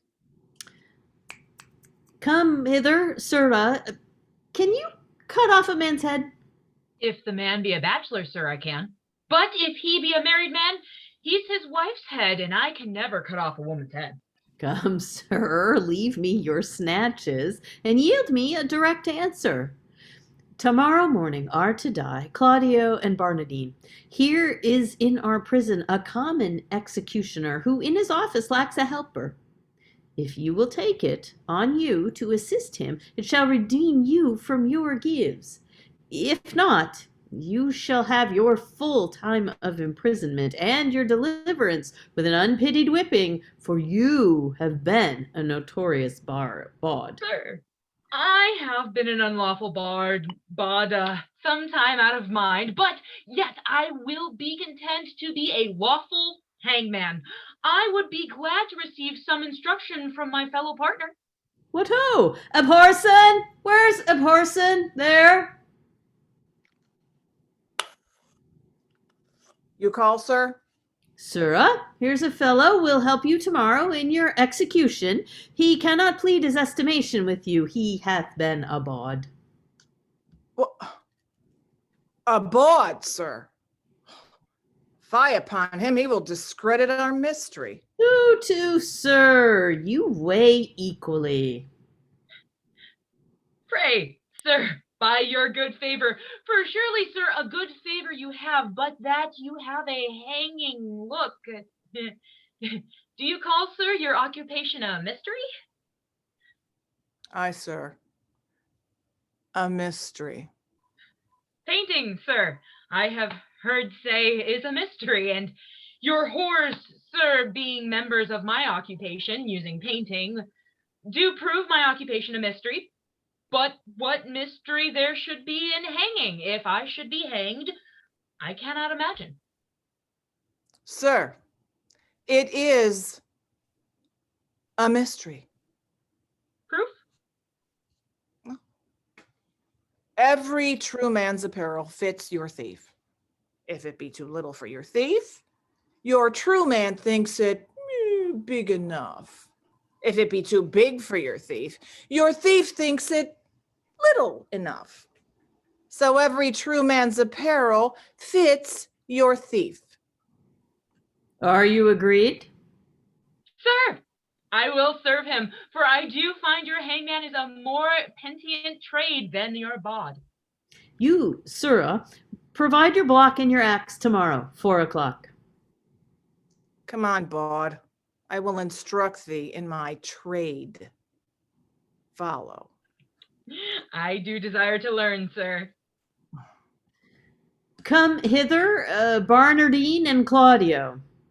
Oh, the one hath my pity, not a jot the other, being a murderer, though he were my brother. Look, here's the warrant, Claudio, for thy death. It is now dead midnight, and by 8 tomorrow thou must be made immortal. Where's Barnardine? As fast locked up in sleep as guiltless labor when it lies starkly in the traveler's bones. He will not wake. Who can do good on him? Well, go prepare yourself. Hark! What noise? Heavens, give your spirit comfort. I hope it is some pardon or retrieve from the most gentle Claudio. Welcome, Father. Oh, the best and wholesome spirits of the night envelop you, good provost. Who called here of late? None since the curfew rang. Not Isabel? No. They will, then, ere it be long. What comfort is for Claudio? There's some in hope. It is a bitter deputy. Have you no countermand for Claudio yet? But he must die tomorrow? None, sir, none. And here comes Claudio's pardon.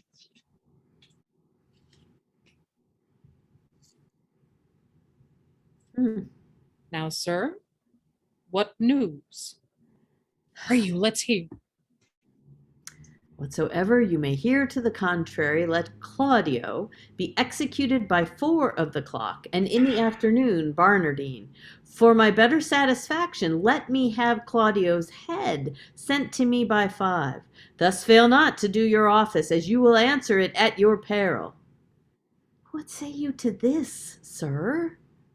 What is that Barnardine who is to be executed in the afternoon? A Bohemian born, one that is a prisoner 9 years old. Hath he borne himself penitently in prison? How seems he to be touched? A man that apprehends death no more dreadfully, but as a drunken sleep, careless, reckless, fearless of what's past, present, or to come, insensible of mortality, and desperately mortal. He wants advice. He will hear none. Drunk many times a day, if not many days entirely drunk, we have very oft awaked him as if to carry him to execution, and showed him a seeming warrant for it. It hath not moved him at all. More of him anon. There is written in your brow, Provost, honesty and constancy. I will lay myself in hazard. Claudio, whom here you have warrant to execute, is no greater forfeit to the law than Angelo, who hath sentenced him. To make you understand this in a manifested effect, I crave but 4 days' respite, for the which you are to do me both a present and a dangerous courtesy. Pray, sir, in what? In the delaying death. Oh, alack, how may I do it? Having the hour limited, and an express command under penalty to deliver his head in view of Angelo. I may make my case as Claudio's to cross this in the smallest. By the vow of mine order, I warrant you, if my instructions may be your guide, let this Barnardine be this morning executed, and his head borne to Angelo. Angelo hath seen them both, and will discover the favor. Death's a great disguiser, and you may add to it. Shave the head and say it was the desire of the penitent to be so bared before his death. You know the course is common. If anything fall to you upon this, more than thanks and good fortune by the saint whom I profess, I will plead against it with my life. Oh, pardon me, good father, it is against my oath. Were you sworn to the Duke or to the deputy? To him and to his substitutes. You will think you have made no offense if the Duke avouch the justice of your dealing? What likelihood is that? Not a resemblance, but a certainty. Yet since I see you fearful, I will go further than I meant, to pluck all fears out of you. Look you, sir, here is the hand and seal of the Duke. You know the character, I doubt not, and the signet is not strange to you. I know them both. The contents of this is the return of the Duke. You shall anon overread it at your pleasure, where you shall find within these 2 days he will be here. This is a thing that Angelo knows not. Put not yourself into amazement how these things should be. All difficulties are but easy when they are known. Call your executioner, and off with Barnardine's head. I will give him a present shrift and advise him for a better place. Yet you are amazed, and this shall absolutely resolve you. Come away, it is almost clear dawn. Act 4, Scene 3, enter Pompey. I am as well acquainted here as I am in our own house of profession. One would think it were Mistress Overdone's own house, for here be many of her old customers. First, here's young Master Rash. He's in the commodity of brown paper and old ginger. Then there is here one Master Caper, at the suit of Master Three-Pile the Mercer. Then have we here young Vizzy, and young Master Deep Vow, and Master Copperspur, and Master Starve Lackey, the Rapier and Dagger Man, and young Drop Hair that killed the lusty pudding, and Master Forthlight the Tilter, and brave Master Shoetie the great traveler, and Wild Half Can that stabbed pots, and I think 40 more, all great doers in the trade, and are now for the Lord's sake. Sarah, bring Barnardine hither. Master Barnardine, you must rise and be hanged. Master Barnardine. What ho, Barnardine? A pox on your throats! Who makes that noise there? What are you? Your friend, sir, the hangman. You must be so good, sir, to rise and be put to death. Away, you rogue, away! I am sleepy.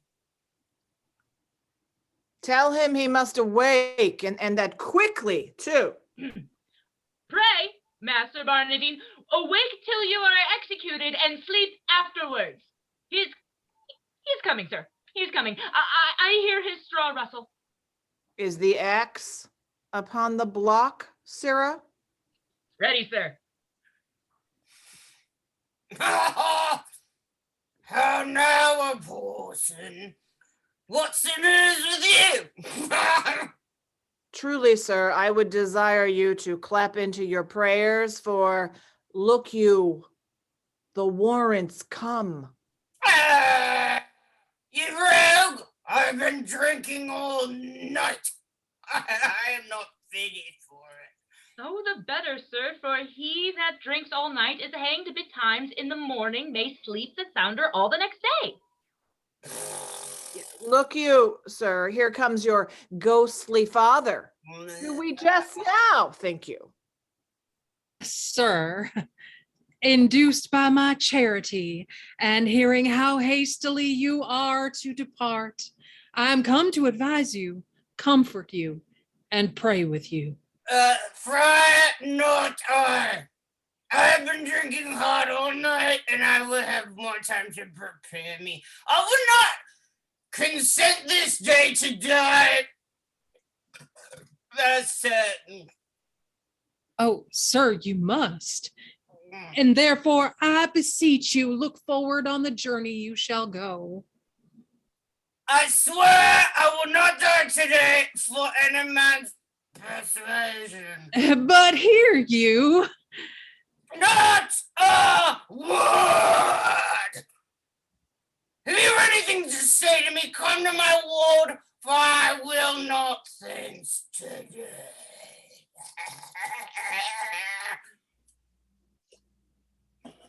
Unfit to live or die. Oh, gravel heart. After him, fellows, bring him to the block.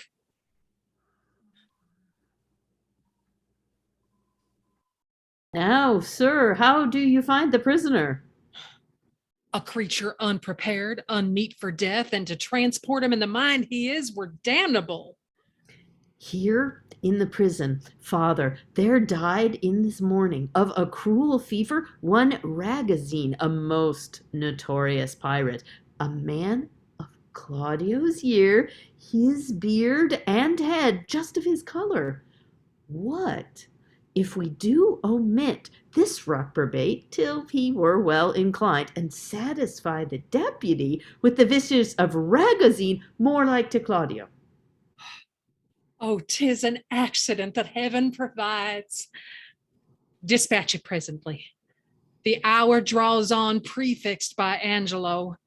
See this be done and sent according to command, whiles I persuade this rude wretch willingly to die. Shall be done, good father, presently. But Barnardine must die this afternoon. And how shall we continue Claudio to save me from the danger that might come if were known he alive? Let this be done. Put them in secret holds, both Barnardine and Claudio. Ere twice the sun hath made his journal greeting to yonder generation, you shall find your safety manifested. I am your free dependent. Quick, dispatch and send the head to Angelo. Now I will write letters to Angelo. The provost he shall bear them, whose contents shall witness to him I am near at home, and that by great injunctions I am bound to enter publicly. Him I'll desire to meet me at the consecrated fount, a league below the city, and from thence, by cold gradation and well-balanced form, we shall proceed with Angelo. Here's the head. I'll carry it myself. Convenient, is it? Make a swift return, for I would commune with you of such things that want no ear but yours. I'll make all speed. Peace ho, be here. The tongue of Isabel. She's come to know if yet her brother's pardon be come hither. I will keep her ignorant of her good to make her heavenly comforts of despair when it is least expected. Oh, by your leave. Good morning to you, fair and gracious daughter. The better given me by so holy a man. Hath yet the deputy sent my brother's pardon? He hath released him, Isabel, from the world. His head is off and sent to Angelo. Nay, but it is not so. It is no other. Show your wisdom, daughter, and your close patience. I will to him and pluck out his eyes. You shall not be admitted to his sight. Claudio. Wretched Isabel, injurious world. Most damned Angelo. This nor hurts him nor profits you a jot. Forbear it, therefore, give your cause to heaven. The Duke comes home tomorrow. Nay, try your eyes. One of our convent and his confessor gives me this instance. Already he hath carried notice to Aeschylus and Angelo, who do prepare to meet him at the gates, there to give up their power. If you can, pace your wisdom in that good path that I would wish it go, and you shall have your bosom on this wretch, grace of the Duke, revenges to your heart, and general honor. I am directed by you. This letter then to Friar Thomas give. Say by this token I desire his company at Mariana's house tonight. Her cause and yours I'll perfect him withal, and he shall bring you before the Duke, and to the head of Angelo accuse him home and home. For my poor self, I am combined by a sacred vow and shall be absent. Wend you with this letter. Command these fretting waters from your eyes with a light heart. Trust not my holy order if I pervert your course.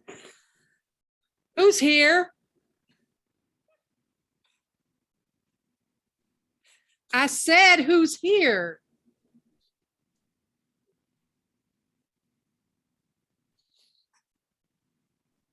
I heard somebody.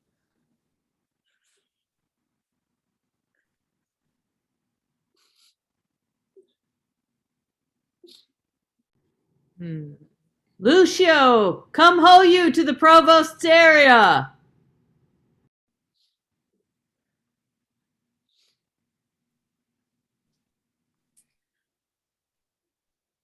Good evening, Friar. Where's the provost? Not within, sir. Ha.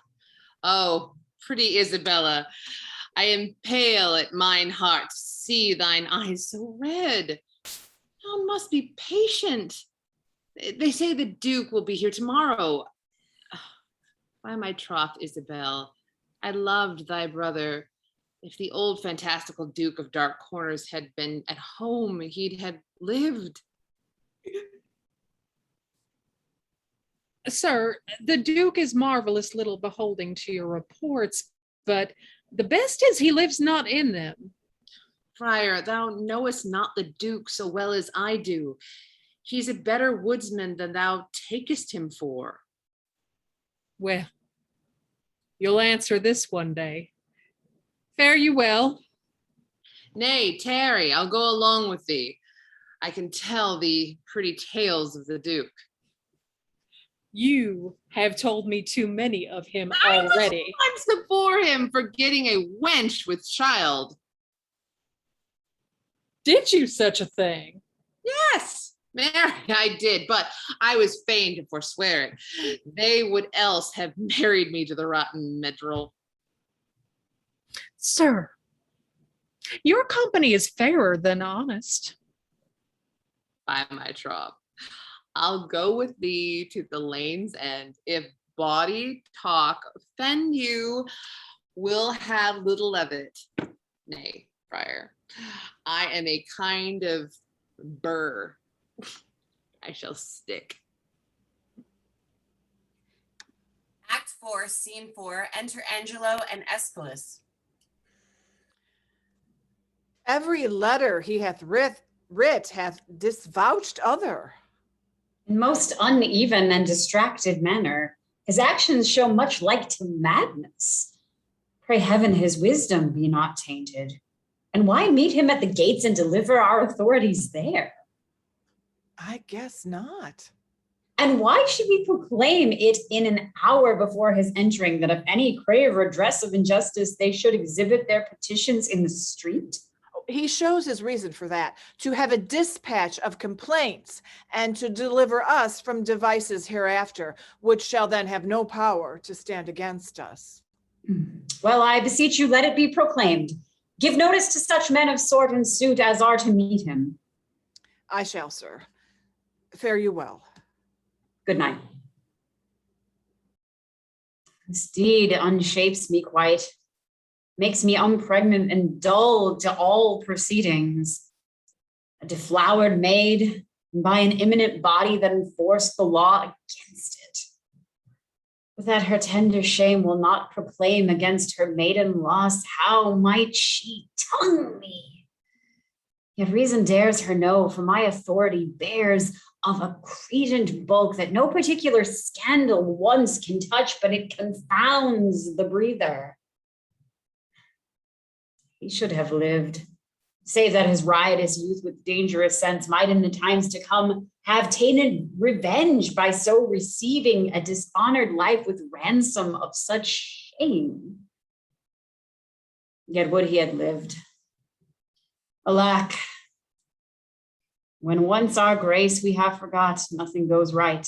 We would, and we would not. Act 4, Scene 5, enter Duke and Friar Thomas. These letters at fit time deliver me. The provost knows our purpose and our plot. The matter being afoot, keep your instruction and hold you ever to our special drift, though sometimes you do blench from this to that as cause doth minister, and bid them bring the trumpets to the gate. It shall be speeded well. I thank thee, Father. Thou hast made good haste. Come, we will walk. There's other of our friends will greet us here anon.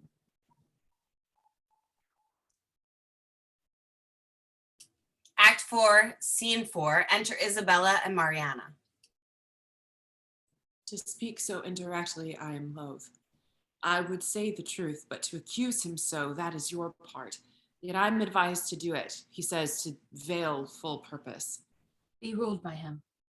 Besides, he tells me that if peradventure he speak against me on the adverse side, I should not think it strange, for 'tis a physic that's bitter to sweet end. I would, Friar Thomas. Oh, please. The friar has come. Come, I have found you out a stand most fit, where you may have such vantage on the Duke. He shall not pass you. Twice have the trumpets sounded. The Duke is entering, therefore hence away. Act 5, Scene 1, enter Duke, Lords, Angelo, Aeschylus, Lucio, Provost, officers, and citizens at several doors. My very worthy cousin, fairly met. Our old and faithful friend, we are glad to see you. Happy return be to your royal grace. Many and hearty thankings to you both. We have made inquiry of you, and we hear such goodness of your justice that our soul cannot but yield you forth to public thanks. You make my bonds still greater.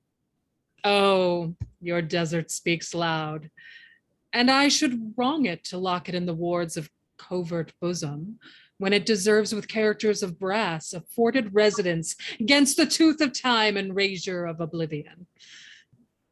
Give me your hand and let the subject see to make them know that outward courtesies would fain proclaim favors that keep within. Come, Aeschylus, you must walk by us on your other hand, and good supporters are you. Now is your time. Speak loud and kneel before him. Justice, O royal Duke, veil your regard upon a wronged.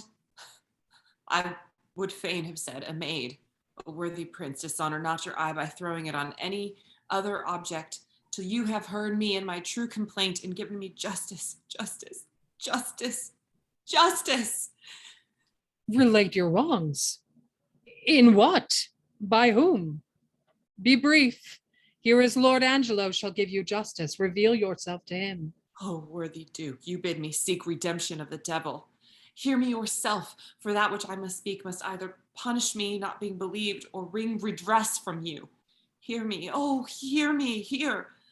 My lord, her wits, I fear me, are not firm. She hath been a suitor to me for her brother, cut off by course of justice. By course of justice. And she will speak most bitterly and strange. Most strange, but yes, most truly will I speak.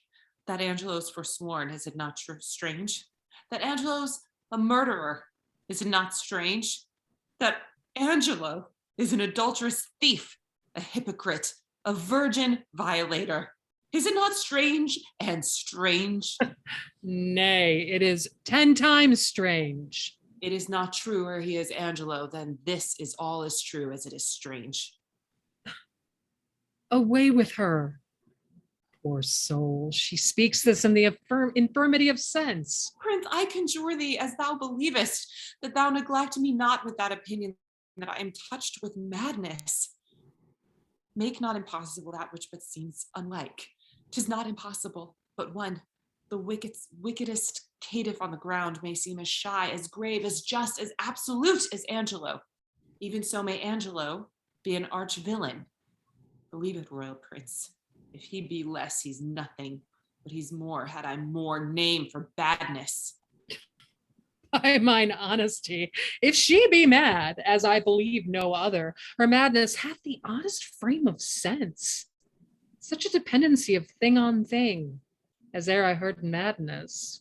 O gracious Duke, harp not on that, nor do not banish reason for inequality, but let your reason serve to make the truth appear where it seems hid, and hide the false seems true. Many that are not mad have sure more lack of reason. What would you say? I am the sister of one Claudio, condemned upon the act of fornication to lose his head, condemned by Angelo. I, in probation of a sisterhood, was sent to by my brother, when Lucio, and then the messenger. That's I, and it's like your grace. I came to her from Claudio and desired her to try her gracious fortune with Lord Angelo for her poor brother's pardon. That's he indeed. You were not bid to speak. No, my good lord, nor wish to hold my peace. I wish you now, then. Pray you take note of it, and when you have a business for yourself, pray heaven you then be perfect. I warrant, your honor. The warrant's for yourself. Take heed to it. This gentleman told somewhat of my tale. Right. It may be right, but you are in the wrong to speak before your time. Proceed. I went to this pernicious caitiff deputy. That's somewhat madly spoken. Pardon it, the phrase is to the matter. Mend it again. The matter. Proceed. In brief, to set the needless process by. How I persuaded, how I prayed and kneeled, for this was of much length. The vile conclusion I now begin with grief and shame to utter. He would not, but by gift of my chaste body, to his concupiscible intemperate lust, release my brother. And after much debatement, thus I did yield to him. But the next morn betimes, his purpose surfeiting, he sends a warrant for my poor brother's head. By heaven, fond wretch, thou knowest not what thou speakest, or else thou art suborned against his honor and hateful practice. First, his integrity stands without blemish. Next, it imports no reason that with such vehemency he should pursue faults proper to himself. If he had so offended, he would have weighed thy brother by himself and not have cut him off. Someone has set you on. Confess the truth and say by whose advice thou camest here to complain. And is this all? Then, O you, blessed ministers above, keep me in patience, and with ripened time unfold the evil which is here wrapped up in countenance. Heaven shield your grace from woe, as I thus wrong, hence unbelieved go. To prison with her. Shall we thus permit a blasting and a scandalous breath to fall on him so near us? This needs must be a practice. Who knew of your intent and coming hither? One that I were here, Friar Lodowick. A ghostly father, belike. Who knows that Lodowick? My lord, I know him. 'Tis a meddling friar. I do not like the man. Had been lay, my lord, for certain words he spake against your grace in your retirement. He swinged him soundly. Words against me?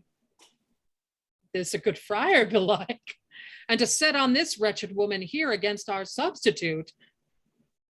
Let this friar be found. But yesternight, my lord, she and that friar, I saw him at the prison, a saucy friar, a very scurvy fellow. Blessed by your royal grace, I have stood by my lord, and I have heard your royal ear abused. First hath this woman most wrongfully accused your substitute, who is as free from touch or soil with her as she from one ungot. We did believe no less. Know you that Friar Lodowick that she speaks of? I know him for a man divine and holy, not scurvy nor a temporary meddler, as he's reported by this gentleman, and on my trust, a man that never yet did, as he vouches, misreport your grace. My lord, most villainously believe it. Well, he is in time may come to clear himself, but at this instant he is sick, my lord, of a strange fever. Upon his mere request being come to knowledge that there was a complaint intended against Lord Angelo, came I hither to speak as from his mouth. What he doth know is true and false, and what he with his oath and all probation with make up full clear whensoever he convented.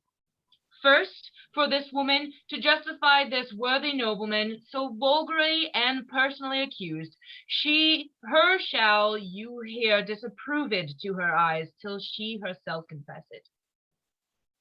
Good friar. Let's hear it.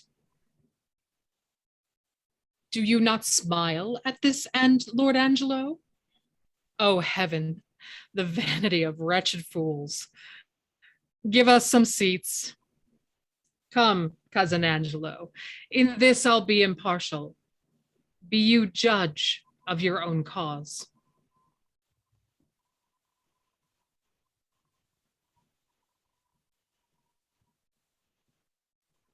Is this the witness entering now, friar? First, let her show her face, and after speak. Pardon, my lord. I will not show my face till my husband has come. Till my husband bid me. What? Are you married? No, my lord. Are you a maid? No, my lord. A widow, then? Neither, my lord. Why are you nothing, then, neither maid, widow, nor wife? My lord, she may be a punk, for many of them are neither maid, widow, nor wife. Silence that fellow. Well, my lord. My lord, I do confess I ne'er was married, and I confess besides I am no maid. I have known my husband, yet my husband knows not that ever he knew me. He was drunk then, my lord. It can be no better. For the benefit of silence, would thou wert so too? Well, my lord. This is no witness for Lord Angelo. Now I come to it, my lord. She that accuses him of fornication in self-same manner doth accuse my husband and charges him, my lord, with such a time. When I'll depose, I had him in mine arms, with all the effect of love. Charges she more than me? Not that I know. No? You say your husband. Why, just my lord, and that is Angelo, who thinks he knows that he ne'er know my body, but knows he thinks that he knows Isabel's. This is a strange abuse. Let's see thy face. My husband bids me. Now I will unmask.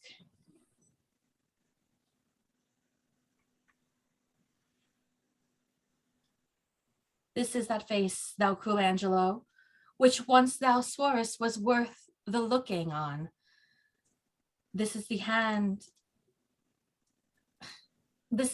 which, with a vowed contract, was fast belocked in thine. This is the body that took away the match from Isabel and did supply thee at thy garden house in her imagined person.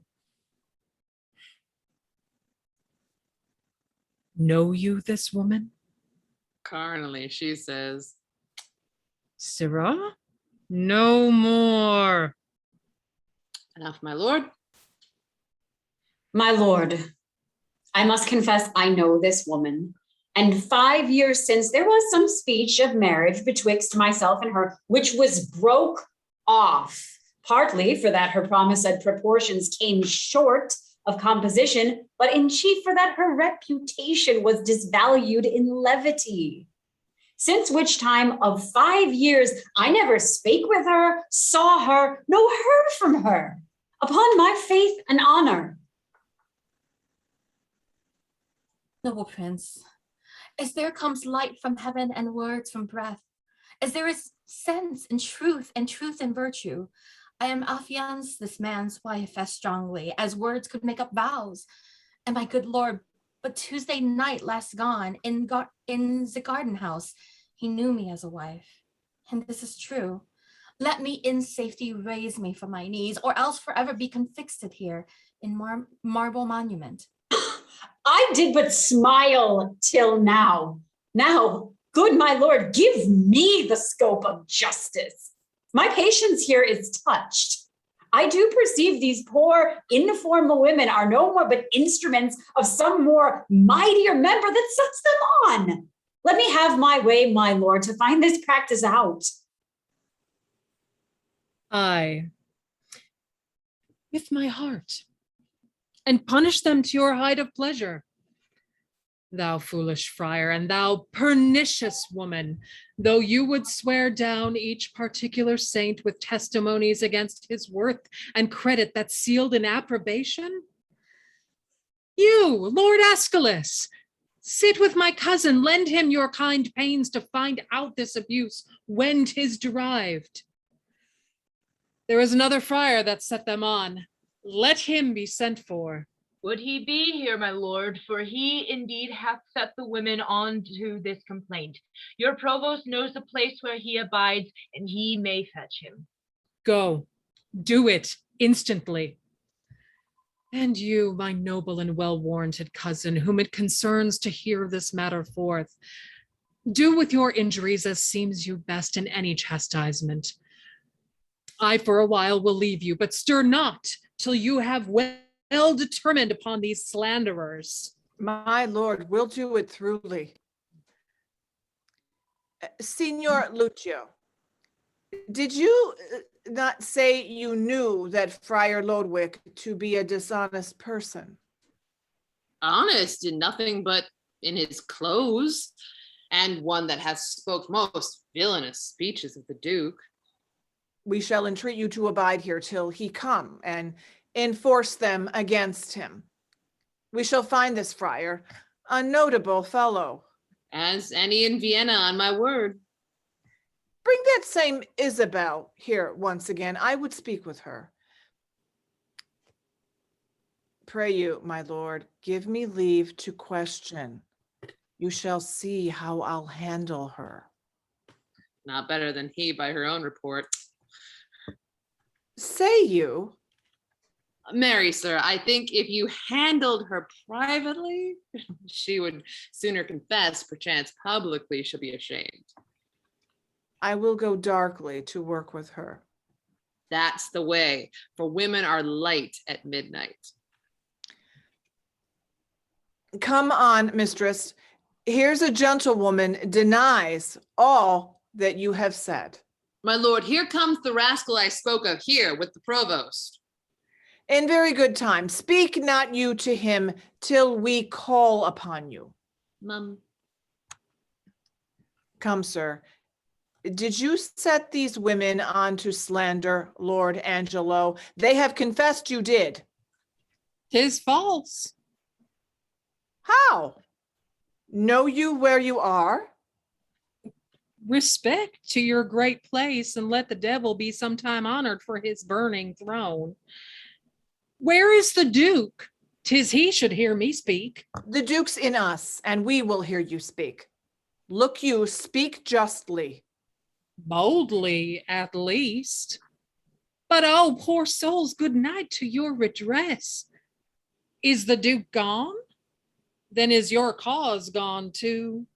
The Duke's unjust thus to retort your manifest appeal and put your trial in the villain's mouth, which here you come to accuse. This is the rascal. This is he I spoke of. Why, thou unreverend and unhallowed friar, is it not enough that thou hast suborned these women to accuse this worthy man, but in foul mouth and in the witness of his proper ear, to call him a villain? And then to glance from him to the Duke himself, to tax him with injustice? Take him hence. To the rack with him. We'll touse him, joint by joint, but we will know his purpose. What? Unjust? Be not so hot. The Duke dare no more stretch this finger of mine than he dare rack his own. His subject I am not, nor here provincial. My business in this state made me a looker on here in Vienna, where I have seen corruption boil and bubble till it o'errun the stew. Laws for all faults, but faults so countenanced that the strong statutes stand like the forfeits in a barber's shop, as much in mock as mark. Slander to the state. Away with him to prison. What can you vouch against him, Signor Lucio? Is this the man that you did tell us of? 'Tis he, my lord. Come hither, Goodman Bald Plat. Do you know me? I remember you, sir, by the sound of your voice. I met you at the prison in the absence of the Duke. Oh, did you so? And do you remember what you said of the Duke? And was the Duke a fleshmonger, a fool, and a coward, as you then reported him to be? You must, sir, change persons with me ere you make that my report. You indeed spoke so of him, and much more, much worse. Oh, thou damnable fellow, did not I pluck thee by the nose for thy speeches? I protest I love the Duke as I love myself. Hark, how the villain would close now after his treasonable abuses.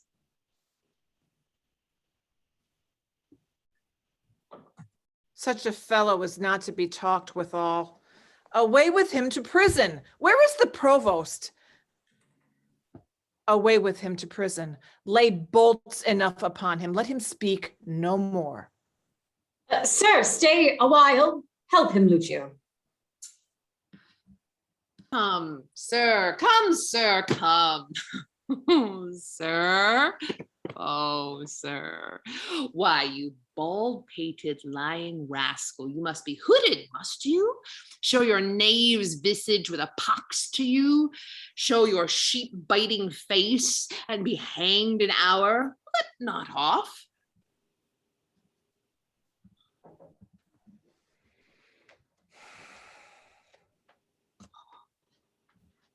Thou art the first knave that e'er madst a duke.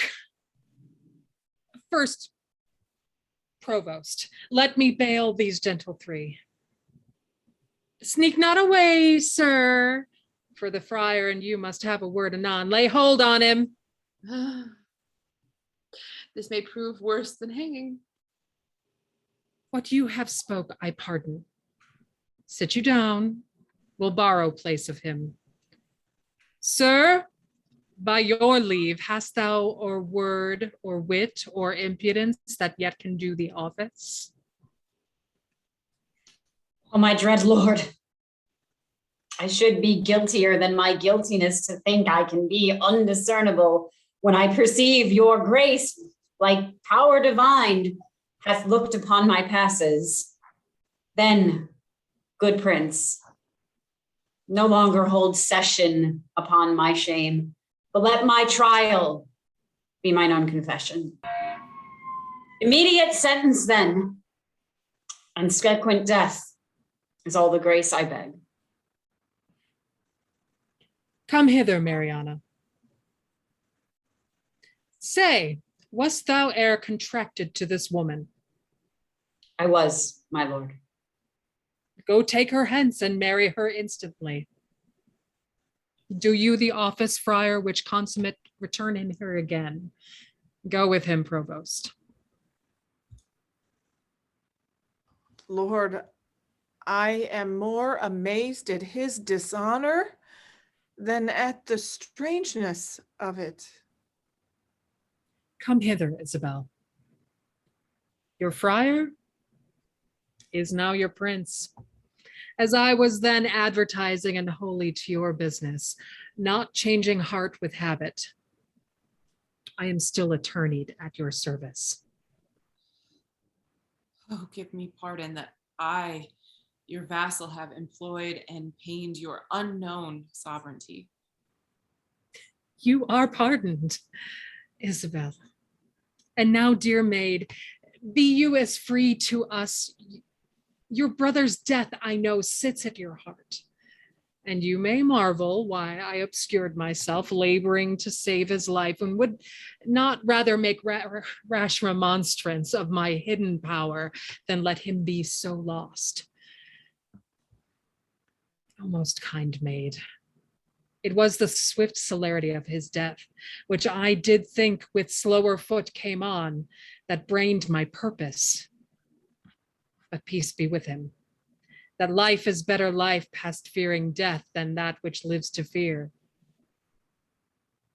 Make it your comfort, so happy is your brother. I do, my lord. For this new married man approaching here, whose salt imagination yet hath wronged your well-defended honor, you must pardon for Mariana's sake. But as he adjudged your brother, being criminal in double violation, the very mercy of the law cries out, most audible even from his proper tongue, an Angelo for Claudio, and death for death. Haste still plays haste, and leisure answers leisure. Like doth quit like, and measure still for measure.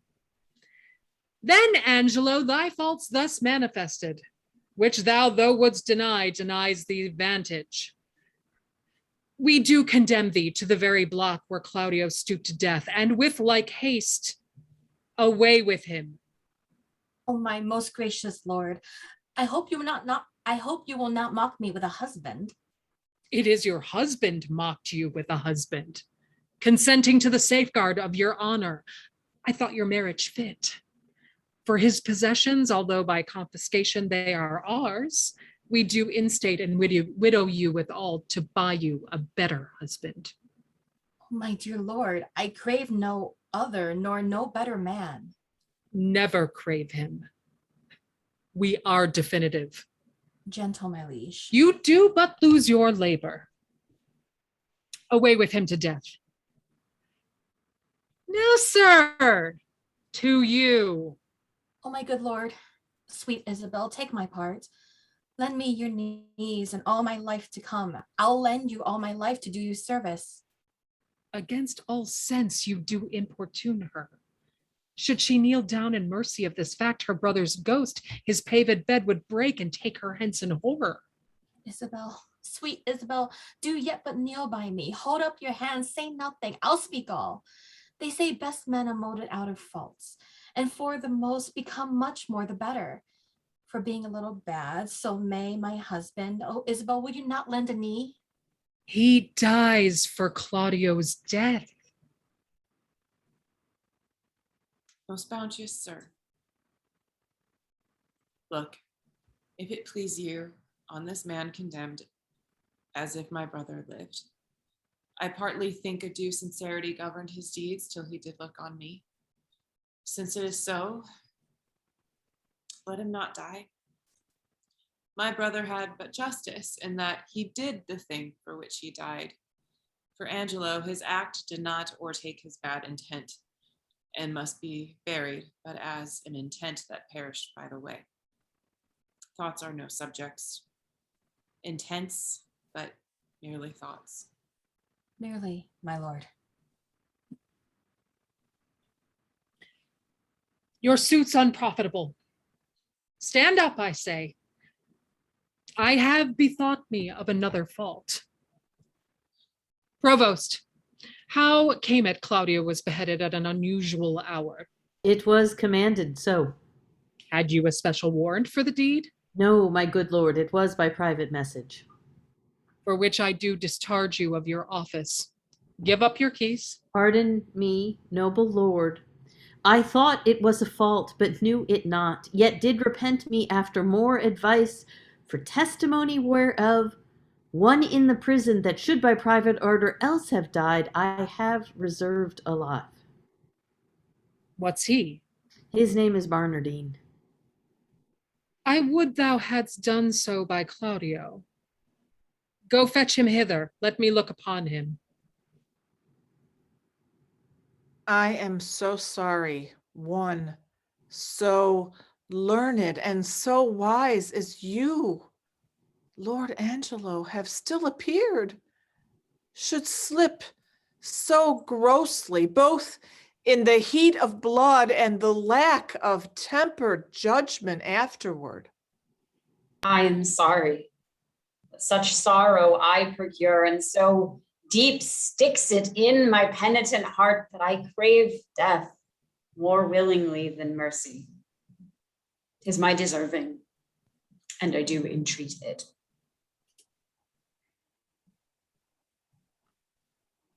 Which is that Barnardine? Thus, my lord. There was a friar told me of this man. Sirrah, thou art said to have a stubborn soul that apprehends no further than this world, and squarest thy life according.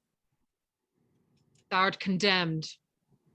But for those earthly faults, I quit them all, and pray thee take this mercy to provide for better times to come. Friar, advise him. I leave him to your hand.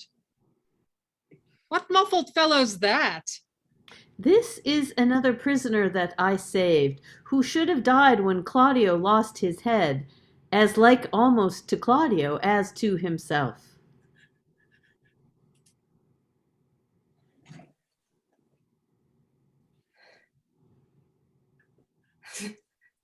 If he be like your brother, for his sake is he pardoned, and for your lovely sake, give me your hand and say you will be mine. He is my brother too. But fitter time for that by this Lord Angelo perceives he's safe. He thinks I see a quickening in his eye. Well, Angelo, your evil quits you well. Look that you love your wife, her worth yours. I find an apt remission in myself, and yet here's one in place I cannot pardon. You, Sirrah, knew me for a fool, a coward, one all of luxury, an ass, a madman. Wherein have I so deserved of you that you extol me thus? Faith, my lord, I spoke it but according to the trick. If you will hang me for it, you may, but I had rather it would please you I might be whipped. Whipped first, sir, and hanged after. Proclaim it, provost, round about the city. If any woman wronged by this lewd fellow, as I have heard him swear himself there's one whom he begot with child, let her appear, and he shall marry her.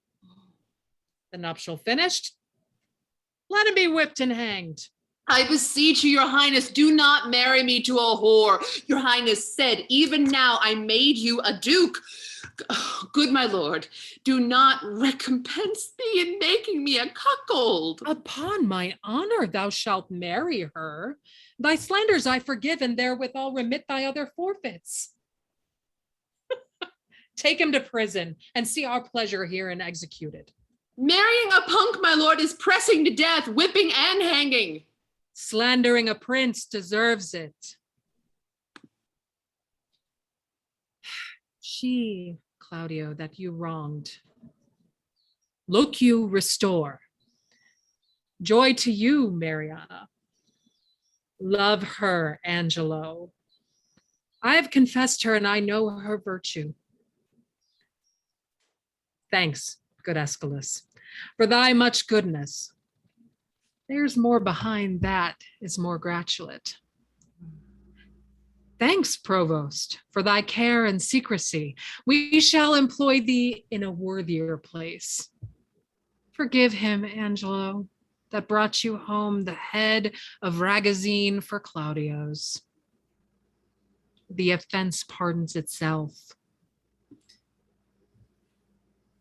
Dear Isabel, I have a motion which imports your good, whereto if you're a willing ear incline, what's mine is yours, and what's yours is mine.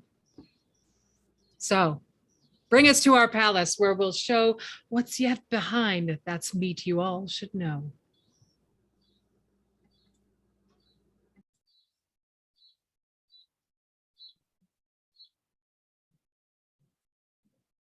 To whom should I complain?